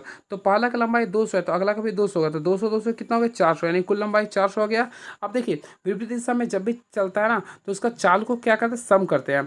तो पहला का मान लें, अगला का दूसरी चाल का मान एक्स मान लें, और इसका कितना लिखा था 90 कर दें। इसको क्या करेंगे 5/18 से गुना कर दें, तो 5/18 कर दें। आप सॉल्व कर लीजिए ना, तो देखिए ये जीरो जीरो कैंसिल हो गया, 5 का पावर में 40 कितना बन रहा था, 8 भर में। तो अब देखिए यहाँ पे आप लोग का वैल्यू जो आएगा x प्लस 90 का वैल्यू जो आएगा, 18 को 8 से गुना कीजिएगा, तो 18 को 8 से गुना किया तो 144 आएगा। अब देखिए यहाँ पे x का वैल्यू 144 में से 90 को घटाएगा तो 54 आएगा, क्या आएगा 54 किलोमीटर पर आवर। तो फ्रेंड्स इसका राइट आंसर आएगा 54 किलोमीटर पर आवर, जो कि ऑप्शन के अकॉर्डिंग चलते हैं। तो ऑप्शन नंबर काफ़ी अच्छे से ए को क्लिक कर सकते हैं। आई होप आप लोगों को क्लियर हुआ होगा। तो option number A is the right answer. चलिए and very next question is now. तो नेक्स्ट क्वेश्चन देखते हैं क्या लिख रहा है ये। 15 एथलीटों और 3 प्रशिक्षुओं का औसत वजन 60 kg है, जब क्या लिख रहा है इस क्वेश्चन में। तो कन्फ्यूजन फ्रेंड्स क्या लिख रहा है यहाँ पे इग्नोर हो चुका है। क्लियर है, चलिए इसको मैं स्किप करता हूँ। देखिए एक्स की राशि पर 9% की दर से 2 वर्ष का चक्रवृद्धि ब्याज और साधारण ब्याज का अंतर 20.25 है। तो फ्रेंड्स आप लोग को निकालना था CI, कुछ नहीं करना। देखिए आप लोग को मैं बताना चाहता हूँ मूलधन निकालना है इसका। तो एक फार्मूला होता है, सबसे पहले अंतर का फार्मूला जान लीजिए। तो अंतर बराबर होता है सबसे पहले प्रिंसिपल इनटू जो भी आप लोग का रेट है, रेट बाय 100 कीजिए, रेट बाय 100 कीजिए, इसका क्या कीजिए स्क्वायर कर दीजिए। तो देखिए अंतर का वैल्यू लिख रहा था 20.25 लिख रहा था, तो 20.25 बराबर पी का वैल्यू तो पता नहीं है, मान लीजिए एक्स मान लेते। क्लियर, आर का वैल्यू क्या लिख रहा था ये 9% था, तो 9 गुना 9 कर देंगे। आई होप क्लियर हो गया होगा। बाई क्या करेंगे 100 गुना 100 कर देंगे। यहाँ तक तो समझ में आ गया ना। अब देखो इस पॉइंट्स को हम लोग हटा दिए, तो ये हो गया 0 0 कैंसिल हो गया। अब यहाँ पे अगर आप लोग सॉल्व करते हैं तो टोटल अगर एक्स का वैल्यू निकालते हैं तो टोटल आ जाएगा 2500 रुपये। कितना आएगा 2500 रुपये। तो फ्रेंड्स का राइट आंसर आएगा 2500। तो ऑप्शन है क्या, तो ऑप्शन नंबर बी को क्लिक करेंगे। तो option number B is the right answer. I hope आप लोगों को क्लियर हुआ होगा। चलिए एंड वेरी नेक्स्ट क्वेश्चन। ये तो क्वेश्चन इजी क्वेश्चन फ्रेंड्स आप लोग कर लेंगे। देखिए इस टाइप्स को अगर सॉल्व करना है तो देखिए आप लोगों को सबसे ए को निकालना है, तो ए को ढक दीजिएगा। तो 4 और 5 को गुना कर, 4 5 कितना हो गया बी। अब बी का जब निकालने को तो बी को ढक दीजिए, तो 5 3 कितना हो गया 15। अब सी का निकालने को तो देखिए सी को हम लोग ठग देंगे, तो सी को हम लोग ठग दिए, तो इसको गुना 5 4 3 कितना हो गया 12। तो 20 15 12 आएगा, 20 15 रेशियो 12, तो 20 15 12। तो ऑप्शन है नहीं है कहीं, तो राइट आंसर ऑप्शन नंबर ई करेंगे, क्योंकि इसका रेशियो क्या आएगा, again I repeat 20 ratio 15 ratio और 12 आएगा। ठीक है, चलिए नेक्स्ट क्वेश्चन। ए और बी दो संख्याओं का अनुपात 5:8 है। यदि ए और बी में से प्रत्येक में से 5 जोड़ा जाता है और ए और बी का अनुपात 2:3 होता है, तो ए और बी का योगफल क्या होगा। कुछ भी नहीं करना फ्रेंड। देखिए सबसे पहले रेशियो लिखना। ये आप लोग का 5x लिख रहा था प्लस इसमें आप लोग को 5 ऐड करना था। अगेन आई रिपीट यहाँ पे लिख रहा था 8x, इसमें 5 को ऐड करना था। अब रेशियो क्या हो जाता है 2:3 हो जाता है। ठीक है, तो यहाँ से अगर आप लोग x का वैल्यू निकालते हैं तो होपफुली फ्रेंड्स आप लोग निकाले 5 आएगा। अब बोला a प्लस बी का योग क्या होता है, देखिए 5 8 13 था, क्या था 13 था। अब x का वैल्यू कितना था 5, तो 13 को 5 से गुना करेंगे कितना आएगा 65। तो है क्या 65, बिल्कुल। तो ऑप्शन नंबर ए को क्लिक कर दें, यानी 65 इज द राइट आंसर। देखिए दो संख्याओं का लघुत्तम समापवर्तन उसके महत्तम समापवर्तन का 56 गुना है, तो उसके HCF और LCM का योग 1710 है। यदि दो संख्याओं में से एक 240 है तो दूसरी संख्या ज्ञात करना है। कुछ भी नहीं करना फ्रेंड, कुछ भी नहीं करना है आप लोग को। देखिए आप लोग को फार्मूला यहाँ पे क्या लिख रहा है, LCM बराबर जो लिख रहा है ना, इसका कितना 56 गुना कितना HCF का। अब दोनों का सम लिख रहा है, यानी कि हम लिख देते देखिए LCM प्लस HCF, तो LCM प्लस HCF का सम लिख रहा था 1710 लिख रहा। ठीक है, तो हम लोग क्या करें एलसीएम का जो वैल्यू लिखा था कितना लिखा था 56 HCF लिख रहा है, ये प्लस ये आप लोग का HCF को ऐड कर देंगे। आई होप क्लियर हो रहा होगा। बराबर क्या करेंगे 1710 ले देंगे समीकरण 1 से। तो यहाँ से अगर आप लोग HCF का केवल वैल्यू निकालते हैं ना तो टोटल 30 आ जाएगा। कितना आ गया 30 आ गया। तो आप लोग का LCM निकालना था। देखिए LCM बराबर क्या लिखिए 56 को 30 से गुना कर दिया, तो टोटल आ गया 1680। ऑप्शन है क्या, बिल्कुल। तो ऑप्शन नंबर बी को क्लिक कर देंगे। तो option number B is the right answer. चलिए and very next question is now. तो नेक्स्ट क्वेश्चन ये रहा। ए और बी एक व्यवसाय शुरू करते हैं। ए कुल पूंजी का 33.33% निवेश करता है और बी शेष पूंजी का निवेश करता है। यदि वर्ष के अंत में कुल लाभ 1,62,000 रुपये, तो बी का हिस्सा क्या होगा। कुछ भी नहीं करना फ्रेंड। देखिए आगे आगे आप लोग को ए का हिस्सा करना है। तो ए का हिस्सा कीजिएगा तो 33/1/3 है, यानी 1/3 हो गया। तो उसी प्रकार बी के लिए अगर कीजिए तो इसका शेष कितना है 2/3 आ गया। ठीक है, अब बी का लाभ बोला तो 2/3 का पूरे क्या करें 1 2 6 और 000 से आप लोग गुना कर दीजिएगा। तो फ्रेंड्स का राइट आंसर है 108 और 000, यानी इस टाइप से आप लोग कर सकते हैं। तो राइट आंसर आएगा 108 और 000। तो ऑप्शन नंबर सी को क्लिक कर देंगे। आई होप आपको क्लियर हुआ होगा। देखिए एक घन के पिंड विकर्ण की लंबाई 8√3 सेंटीमीटर, तो घन का आयतन क्या होगा। सबसे पहले आप लोग को मैं बताना चाहता हूँ, घन का जो विकर्ण होता है, घन का जो विकर्ण का जो फॉर्मूला होता है √3a होता है। क्या होता है √3a, तो इसका वैल्यू आप लोग का 8√3 दे रहा। तो यहाँ से अगर आप लोग a का वैल्यू निकालें तो √3 कैंसिल हो गया, तो केवल कितना है 8 सेंटीमीटर। अब घन का आयतन का फॉर्मूला आप लोग पढ़े होंगे, a क्यूब होता है, तो a का वैल्यू 8 है, तो 8 का क्यूब करेंगे तो कितना आएगा 512 आएगा, तो 512 क्यूब आएगा, सेंटीमीटर क्यूब आएगा। तो ऑप्शन के अकॉर्डिंग चलते हैं, तो ऑप्शन नंबर ए को काफ़ी अच्छे से क्लिक कर सकते हैं, तो option number A is the right answer. तो चलिए मैं मैथमेटिक्स का भी क्वेश्चन आप लोगों के सामने जो था पूरे के पूरे बता दिया हूँ, क्लियर है। चलिए अब देखता हूँ साइंस का क्वेश्चन किस टाइप्स का है। देखिए मैं साइंस का क्वेश्चन को बताऊंगा, लेकिन एक कंडीशन है फ्रेंड्स, इसमें जो क्वेश्चन जो दिया है साइंस का ना, वो आप लोग का एग्जाम के अकॉर्डिंग उतना भी नहीं था जितना होना चाहिए। तो जो इंपॉर्टेंस होगा उसके बारे में पूरा ऑपरेशन कर दूंगा, बाकी क्वेश्चन के बारे में केवल आंसर बता दूंगा, क्लियर है। चलिए देखता हूँ, बाकी मैं साइंस के बारे में पूरा ऑपरेशन कर दूंगा जिस टाइप से मैथ्स और जीएस बताया हूँ, क्लियर है। तो चलिए देखता हूँ क्या है क्वेश्चन। निम्नलिखित में कौन औषधियों का वर्गीकरण का आधार नहीं है। तो देखिए ऑप्शन लिख रहा है आप लोगों के सामने, आकार के आधार पर, रासायनिक संरचना के आधार पर, दवा की क्रिया के आधार पर। तो देखिए कोई भी औषधि अगर लेते हैं ना, तो रासायनिक संरचना के आधार पर वर्गीकरण किया था, दवा की क्रिया के आधार पर भी किया था, लेकिन आकार से कभी भी उसका हम लोग वर्गीकरण नहीं करते हैं। तो ऑप्शन नंबर ए को काफ़ी अच्छे से क्लिक कर सकते हैं, ये प्रेजेंट माइंड का क्वेश्चन था ये। गांजा पौधे के किस भाग से प्राप्त होता है। देखिए गांजा जो है ना पौधे के एक मादा पुष्प क्रम से प्राप्त होता है, पौधे के मादा पुष्प क्रम से प्राप्त होता है, ठीक है। ये सब इंपॉर्टेंस नहीं, इसलिए मैं डिस्कस नहीं करूंगा। परागकण की दीवार को क्या कहते हैं, ये इंपॉर्टेंस है। तो परागकण की दीवार को फ्रेंड स्पोरोडर्म कहते हैं। क्या बोलते हैं स्पोरोडर्म। तो ऑप्शन नंबर बी को क्लिक करेंगे। याद रखिए परागकण नर युग्मक होते हैं, इस चीज़ को भी आप लोगों को पता होगा। चलिए क्वेश्चन नंबर 14, महिला प्रजनन प्रणाली का प्राथमिक यौन अंग कौन सा होता है। देखिए तो फ्रेंड्स याद रखिए महिला प्रजनन प्रणाली, देखिए मैं आप लोगों को रिकॉल करना चाहता हूँ, महिला प्रजनन प्रणाली के दो पार्ट्स होते हैं, एक होता है प्राथमिक, एक होता है द्वितीय। पहला होता है प्राइमरी, एक होता है सेकेंडरी। तो प्राइमरी में हमेशा याद रखिए अंडाशय आते हैं। क्या आता है ये अंडाशय, आप लोग जानते हैं ओवेरी जिसको बोलते हैं। बाकी सेकेंडरी में आप लोग का यूट्रस आता है, फैलोपियन ट्यूब आते हैं, फिर वजाइना वगैरह आते हैं, क्लियर है। तो आप लोग का प्राथमिक बोला तो आप लोग का होगा अंडाशय। क्या होता है ये अंडाशय, तो ऑप्शन नंबर बी को क्लिक करेंगे। अगेन आई रिपीट, अंडाशय प्राथमिक महिला यौन अंग होता है। यह महिला युग्मक यानी अंडाणु और कई स्टेरॉयड हार्मोन, देखिए इसमें ना, इसमें याद रखिए ये अंडाशय में, अंडाशय में सबसे पहले इसमें अंडाणु का निर्माण होता है। क्वेश्चन आता है अंडाणु का निर्माण किस में होता है, तो अंडाशय में होता है। इसके साथ साथ इसमें एक हार्मोन्स होता है जिससे हम लोग बोलते हैं स्टेरॉयड। देखिए मैं लिख देता हूँ, इसमें एक हार्मोन होता है जिससे बोलते हैं स्टेरॉयड हार्मोन, स्टेरॉयड हार्मोन जिससे बोलते हैं डिम ग्रंथि हार्मोन्स का उत्पादन करता है, क्लियर है। चलिए क्वेश्चन आता है अंडाशय का आकार कैसा होता है। इसका बादाम के आकार का होता है जो कि ठोस से भूरे गुलाबी रंग का होता है, क्लियर है। अब मादा जनन कोशिकाएं या अंडे अंडाशय में ही बनते हैं, यानी जितना जनन कोशिकाएं होती है और ये अंडे सब आप लोग का अंडाशय में ही बनते हैं, क्लियर है। और अंडे को अंडाशय से पतली ड्यूड वाहिनी या फैलोपियन ट्यूब से माध्यम से गर्भ से लाया जाता है। इस चीज़ को भी आप लोग को याद रखना पड़ेगा। देखिए एक होता है फैलोपियन ट्यूब, तो निषेचन जो होता है यानी मानव मादा में जो निषेचन होता है वो कहाँ पे होता है, फैलोपियन ट्यूब में होता है। वही गर्भाशय क्या होता है, तो फ्रेंड गर्भाशय आप लोगों को पता होगा क्या होता है, ठीक है। वहीं से आप लोग को इसको पोषण वगैरह मिलता है। चलिए नेक्स्ट क्वेश्चन, तो right answer option number B था। कौन सा प्लेसेंटा का कार्य नहीं है। तो फ्रेंड सबसे पहले यहाँ पे देखिए पहला लिख रहा, भ्रूण को पोषक तत्वों की आपूर्ति, तो पोषक तत्वों की आपूर्ति जो कराता है वो प्लेसेंटा ही कराता है। फिर लिख रहा, नेक्स्ट लिख रहा, भ्रूण के उत्सर्जन उत्पादों को हटाना, बिल्कुल ये भी करता है। भ्रूण को कार्बन डाइऑक्साइड की आपूर्ति, तो कार्बन डाइऑक्साइड की आपूर्ति ये प्लेसेंटा का कार्य नहीं है, तो ऑप्शन नंबर सी को क्लिक कर सकते हैं। चलिए इसके बारे में कुछ मैं एक्स्ट्रा फैक्ट्स बता देता हूँ जो आप लोग के लिए काफ़ी इंपॉर्टेंस होगा। देखिए प्लेसेंटा, सबसे पहले याद रखें प्लेसेंटा जो होता है वह मातृ तंत्र को भ्रूण तंत्र से जोड़ता है। क्वेश्चन आता है ये प्लेसेंटा का कार्य क्या होता है। देखिए यहाँ पे याद रखिए मातृ तंत्र, देखिए यहाँ पे क्वेश्चन पूछता है ये, तो फ्रेंड्स याद रखें ये जो था आप लोग का मातृ तंत्र को ये भ्रूण तंत्र से जोड़ता है। यही क्वेश्चन आप लोग का पिछले साल पूछा था पेपर में, आप लोग देखे होंगे। तो मातृ तंत्र को भ्रूण तंत्र से जोड़ता है या भ्रूण के लिए पोषक तत्व प्रदान करता है। यानी भ्रूण के लिए अगर क्वेश्चन आता है कि पोषक तत्व का प्रदान कौन करता है, तो आप लोग याद रखिएगा ये कौन करता है, तो प्लेसेंटा करता है, क्लियर है। साथ साथ में रखिए यह उन उत्सर्जित उत्पादों को भी हटा देता है जो इसके लिए हानिकारक होता है, क्लियर है। चलिए and very next question is now, कौन सा एंजाइम बेकर में खमीर द्वारा निर्मित नहीं होता है। तो ऑप्शन लिख रहा है एमाइलेज, माल्टेज, जाइमेज। तो देखिए ऑप्शन के अकॉर्डिंग देखा है ना, विकल्प में से सभी जो एंजाइम जो होता है खमीर द्वारा ही निर्मित होता है, सभी जो होता है खमीर द्वारा उन्मित होता है। क्योंकि सारे देखिए एमाइलेज हो गया, माल्टेज हो गया, जाइमेज, सारे खमीर द्वारा उत्पीड़ित होते हैं। इनमें से क्या लिखे, इनमें से कोई नहीं, क्लियर है। चलिए देखिए लैक्टेज एंजाइम बेकर के खमीर द्वारा निर्मित नहीं होता। लैक्टेज जो होता है ना वह बेकर के खमीर द्वारा निर्मित नहीं होती है। बेकर इष्ट तीन एंजाइमों का निर्माण करता है, पहला होता है एमाइलेज, माल्टेज और जेमाइज होता है।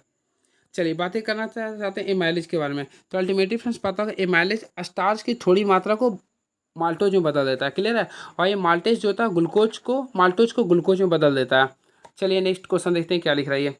बीओडी का संबंध निम्नलिखित में से कौन सा कथन सत्य नहीं है। तो देखिए सबसे पहले आप लोग को बीओडी का फुल फॉर्म जानना पड़ेगा। तो देखिए बीओडी इसको बोलते हैं बाय ऑक्सीजन। क्या होता है बाय, इसका फुल फॉर्म आप लोग जानिए। तो बीओडी का फुल फॉर्म है बायोलॉजिकल ऑक्सीजन डिमांड होता है, क्लियर है। तो ये एक सत्य नहीं है। तो देखिए इसका कार्य ये होता है, देखिए आप लोग को ऑप्शन नंबर सी जाएगा। तो देखिए बीओडी जितना अधिक होगा पानी के प्रदूषण उतना ही कम होगा, ये गलत, ऑप्शन नंबर सी को गलत कर दिया, क्लियर है। बाकी सारे इसमें सही आप लोग का। चलिए अगला क्वेश्चन, निम्नलिखित में किस रोग समूह में सभी यौन संचारित रोग शामिल है। तो ऑप्शन के अकॉर्डिंग देखिए तपेदिक, तो पहला तपेदिक आप लोग यंग से नहीं होता, यौन से नहीं होता। एड्स होता है, हेपेटाइटिस बी भी होता है, ट्राइकोमेनेसिया भी होता है। तो ऑप्शन नंबर बी को क्लिक कर देंगे। याद रखिए एड्स, हेपेटाइटिस बी, ट्राइकोमेनेसिन यौन संचित रोग है, क्लियर है। बातें करना चाहते हैं एड्स का। सबसे पहले फ्रेंड एड्स का फुल फॉर्म आ सकता है पेपर में। तो देखिए एड्स का फुल फॉर्म होता है, देखिए एड्स के बारे में आप लोग पढ़े होंगे, इसका फुल फॉर्म क्या होता है। देखिए स्क्वायर इम्यूनो डिफिशियंसी सिंड्रोम होता है। और सिंड्रोम्स मीन्स होता है group of disease known as syndromes होता है। ये जो आप लोग का बीमारी होता है वो HIV से होता है। किससे होता है, HIV से, यानी कि जिसे बोलते हैं ह्यूमन इम्यूनो डिफिशियंसी सिंड्रोम बोलते हैं या फिर वायरस बोलते हैं, क्लियर है। हेपेटाइटिस बी हो गया या फिर ट्राइकोमोनस वेनेजिलिस के कारण होते हैं, क्लियर है। देखिए यौन संचरण के कारण काफ़ी इसका उदाहरण है। तो सबसे पहले आप लोग जानते हैं सिफिलिस होता है, गोनेरिया होता है, HPV होता है, हर्पीज होता है, HIV होता है, हेपेटाइटिस बी होता है। ये सारे आप लोग का यौन संचरण से रोग होते हैं। चलिए अगला क्वेश्चन देखते हैं क्या है। निम्नलिखित में कौन सा आयु वर्ग STD के प्रति सबसे अधिक संवेदनशील है। तो 15 से लेकर 24 तक का जो उम्र जो होता है ना वो STD के प्रति अधिक संवेदनशील होता है। चलिए अब क्वेश्चन नंबर 120 में चलते हैं, देखते हैं क्वेश्चंस क्या लिख रहा है, उसके अकॉर्डिंग मैं आप लोग को बताऊंगा। तो क्वेश्चन ये रहा, एक सामान्य यूकैरियोटिक कोशिका कार्य क्या होता है। तो फ्रेंड्स याद रखिए एक सामान्य यूकैरियोटिक कोशिका का कार्य जो होता है 10 से लेकर 20 माइक्रोमीटर तक होता है, यानी 10 से लेकर 20 माइक्रोमीटर। तो ऑप्शन के अकॉर्डिंग चले तो ऑप्शन नंबर बी को क्लिक करेंगे, क्लियर है। चलिए और याद रखिएगा बैक्टीरिया हो गया, नीले हरे शैवाल हो गया, माइकोप्लाज्मा हो गया या फिर PPLO, ये सारे प्रोकैरियोटिक कोशिकाओं के प्रकार होते हैं, क्लियर है। चलिए and very next question is now. तो देखिए अब आप लोग से क्वेश्चन पूछे एक ऐसा यूकैरियोटिक कोशिका का एग्जांपल क्या होता है, हम लोग के यूकैरियोटिक का होता है, क्लियर। प्रो में क्या होता है, न्यूक्लियस नहीं होता है। विस्थापित होने पर स्थिर असंतुलन अनस्टेबल इक्विलिब्रियम के द्रव्यमान का केंद्र किस प्रकार हो जाता है। तो हमेशा याद रखें विस्थापित होने पर अस्थिर संतुलन के द्रव्यमान का केंद्र जो है निम्न हो जाता है। क्या होता है, ये निम्न हो जाता है। तो फ्रेंड्स हम लोग करेंगे ऑप्शन नंबर ए को क्लिक कर देंगे। कौन सा सामान्य ठोस का वर्णन करता है। तो देखिए सामान्य ठोस का, तो ऑप्शन में याद रखें ठोस का जो करता है वह संपीड़ित करता है। क्या करता है, संपीड़ित। तो हमेशा याद रखिएगा संपीड़ित जो होता है, यानी कि संपीड़ित जो होता है ना वह सामान्य ठोस का, सॉरी संपीड़ित नहीं बल्कि असंपीड़ित होगा, सॉरी मिस्टेक हो गया। तो याद रखिए असंपीड़ित जो होता है वह सामान्य ठोस का वर्णन करता है, क्लियर है। किसी ठोस में अंतर आणविक आकर्षण बल बहुत मजबूत होता है जो इसे असंपीड़ित बनाते हैं। चलिए एंड वेरी नेक्स्ट क्वेश्चन, चुंबक के उत्तरी ध्रुव को एक स्थिर ऋणावेशित चालक के निकट लाया जाता है, ध्रुव पर इसके द्वारा अनुभव किए जाने वाला बल क्या होगा। तो फ्रेंड्स याद रखिएगा चुंबक के उत्तरी ध्रुव को एक स्थिर ऋण आवेशित चालक के निकट लाया जाता है ना, तो उस पर जो लाएगा जो बल होता है वो हमेशा शून्य होगा। क्या होगा, शून्य होगा। तो ऑप्शन नंबर क्या करेंगे, ऑप्शन नंबर सी को क्लिक कर देंगे। चलिए इसका नेक्स्ट क्वेश्चन देखते हैं क्या लिख रहा है। क्लोरोप्लास्ट के भाग को पहचाने। अल्टीमेटली फ्रेंड्स ये आप लोगों को पता होगा, देखिए ये जो आप लोग का जो पार्ट्स लिख रहा है इसे हम लोग बोलते हैं थैलोक्वाइड बोलते हैं। क्या बोलते हैं, थैलोक्वाइड। तो ऑप्शन नंबर बी को क्लिक कर देंगे। चलिए तो 124 का ऑप्शन नंबर क्या हो गया, बी हो गया। एंड वेरी नेक्स्ट क्वेश्चन, ऐसे यौगिक जिसका रासायनिक प्रतिक्रियाशीलता समान होती है लेकिन संरचनाएं जो एक दूसरे के दर्पण छवियां होती है उन्हें किसके रूप में जाना जाता है। तो देखिए इसके लिए अगर आप लोग पढ़े होंगे तो इसको ऑप्शन नंबर अगर जा रहे हैं तो ऑप्शन नंबर सी को क्लिक करें। क्या बोले, ऑप्शन नंबर सी, जाने कि हम लोग इसे बोलते हैं एंटीनो ओमर्स बोलते हैं। क्या बोलते हैं, एंटीनियो ओमर्स बोलते हैं। चलिए नेक्स्ट क्वेश्चन, एंजाइम उत्प्रेरक किस प्रकार के भिन्न है। तो ऑप्शन के अकॉर्डिंग चलिए ना, तो ऑप्शन नंबर सी को क्लिक करें। उत्प्रेरक उच्च तापमान और उच्च दबाव पर कुशल होते हैं। तो ऑप्शन नंबर सी को क्लिक कर देंगे। ये सब सारे जो क्वेश्चंस हैं ना, अगर आप लोग क्लास इंटरमीडिएट साइंस लिए हैं तो आप लोग पढ़े होंगे, लॉक एंड की सिस्टम वगैरह आप लोग पढ़े होंगे, यानी कि चैप्टर नंबर आप लोग क्लास 12 का कोई चैप्टर था यानी सरफेस केमिस्ट्री, तो सरफेस केमिस्ट्री का क्वेश्चन ये पूछ रहा, तो काफ़ी इंटरनली पूछ दिया इसमें। शुद्ध पदार्थों को किस प्रकार का वर्गीकृत किया जाता है। तो अल्टीमेटली फ्रेंड्स याद रखिएगा तत्वों और यौगिकों के रूप में मिलकर करते हैं, यानी कि शुद्ध पदार्थ को दो भाग में पढ़ते हैं, तत्व और यौगिक में। तो ऑप्शन नंबर सी को क्लिक कर देंगे। कौन सा कार्बनिक यौगिक का वर्गीकरण है? तो देखिए ऑप्शन के अकॉर्डिंग चलिए ना, तो इनमें से कोई भी नहीं होता, कोई भी नहीं है, यानी कि इनमें से कोई नहीं होगा। क्योंकि देखिए कार्बनिक यौगिक का जो वर्गीकरण होता है, एक होता है ए साइक्लिक होता है, एक साइक्लिक होता है। साइक्लिक में होमो और हेट्रो आते हैं, ठीक है। तो ऑप्शन नंबर ई को क्लिक कर देंगे। बस कुछ क्वेश्चन सारे देखिए कौन सा सही है। तो देखिए सबसे पहले क्षार दिख रहा, तो क्षार का पीएच बोल रहा आप लोग का 7 से ऊपर, बिल्कुल सही है। एसिड पीएच 7 से नीचे, बिल्कुल सही है। एसिड 7 के तटस्थ नहीं है, तो ऑप्शन देखिए एक और दो सही थे, यानी एक से अधिक हो गया। अगेन आई रिपीट, देखिए पीएच स्केल अगर आप लोग पढ़े होंगे तो काफ़ी अच्छे से पता होगा। देखिए पीएच स्केल का वैल्यू होता है 0 से लेकर 14 के बीच में होता है, जिसका बीच का वैल्यू 7 होता है। तो 0 से 7 का जो बीच का जो वैल्यू होता है उसको बोलते हैं अम्ल बोलते हैं। क्या बोलते हैं? अम्ल बोलते हैं। और 7 से 14 के बीच जो वैल्यू होता है उसको बोलते हैं क्षारक बोलते हैं। और 7 के जो बराबर होता है उसे बोलते हैं उदासीन बोलते हैं। क्लियर है? चलिए आप लोगों को पता होगा पीएच का फॉर्मूला क्या होता है, तो आप लोगों को आई थिंक पता होगा, minus log into H plus ion होता है। ये भी आप लोगों को ध्यान में रखना पड़ेगा। क्लियर है? चलिए इसके साथ साथ आप लोगों को ये भी आप लोगों को मैं बताया था P H plus ion plus O H minus ion का वैल्यू क्या होता है, तो ये भी आप लोगों को पता होगा। P into H plus ion O H minus ion का जो वैल्यू होता है वो 14 10⁻⁻14 के बराबर होता है। चलिए कौन सा पेड़ प्राकृतिक रबड़ प्राप्त करने के लिए लेटेक्स देता है? तो फ्रेंड्स याद रखिए प्राकृतिक रबड़ हेविया ब्रासिलेनस पेड़ से होता है, यानी कि राइट आंसर करेंगे तो ऑप्शन नंबर बी को क्लिक कर लीजिएगा। चलिए कौन सा तत्व आवर्त सारणी के समूह 16 से संबंधित नहीं है? देखिए बातें करना चाहते हैं 16 का, तो ओ सा टीपो, यानी कि देखिए हम मेरा टिक था ओ सा से टीपो, मेरा ये ट्रिक था। मैं आप लोगों को पढ़ के बता दें। सबसे पहले ओ से ऑक्सीजन होता था, एस फॉर सल्फर, से सेलेनियम, टी से टेलिनियम होता, पी से पोलोनियम, ये सारे होता था समूह 16 में। तो ऑक्सीजन आप लोग का सही है, फास्फोरस इसमें नहीं आएगा, तो ऑप्शन नंबर बी को क्लिक कर देंगे। क्लियर है? तो ऑप्शन नंबर बी को क्लिक कर देंगे। बातें करना चाहते हैं फास्फोरस को, तो देखिए फास्फोरस जो होता है ना आप लोग का 15 में आता है, यानी नप सब भी तो तोड़िए तो 2 8 6 आ रहा, तो देखिए 2 8 5 आएगा, तो 5 यानी 15वां में आता है। क्लियर है? चलिए ऑक्सीजन से ओजोन बनाने के लिए निम्नलिखित में से किस विधि का उपयोग किया था? तो काफ़ी इजी क्वेश्चन है, याद रखिए ऑक्सीजन से ओजोन बनाने के लिए साइलेंट इलेक्ट्रिक डिस्चार्ज विधि का प्रयोग करते हैं। साइलेंट इलेक्ट्रिक डिस्चार्ज विधि, यानी ऑप्शन नंबर बी को क्लिक कर देंगे। कौन सा सल्फर डाइऑक्साइड का गुण नहीं है? तो देखिए ऑप्शन के अकॉर्डिंग चलिए तो ऑप्शन नंबर सी, यानी ये कभी भी गंधहीन नहीं होता, गंधहीन नहीं होता। ठीक है।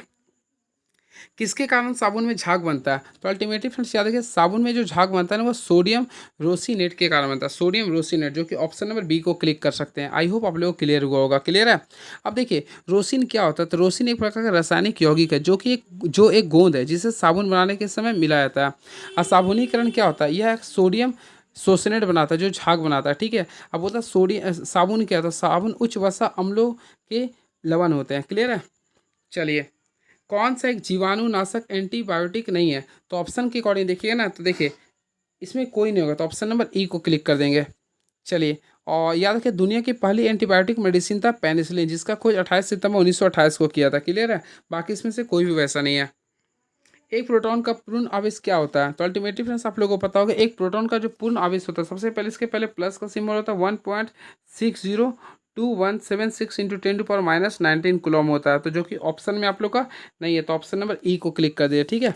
चलिए एंड याद रखिए प्रोटॉन की खोज किसने किया था? रदरफोर्ड ने किया था। इसका आवेश क्या होता है? +1 होता है। इसका नाम किसने दिया था? गोल्डस्टीन ने दिया था। क्लियर है? चलिए नेक्स्ट क्वेश्चन। प्रत्येक आठवें तत्व का गुण पहले तत्व के समान होता है, यह किसके द्वारा दिया गया था?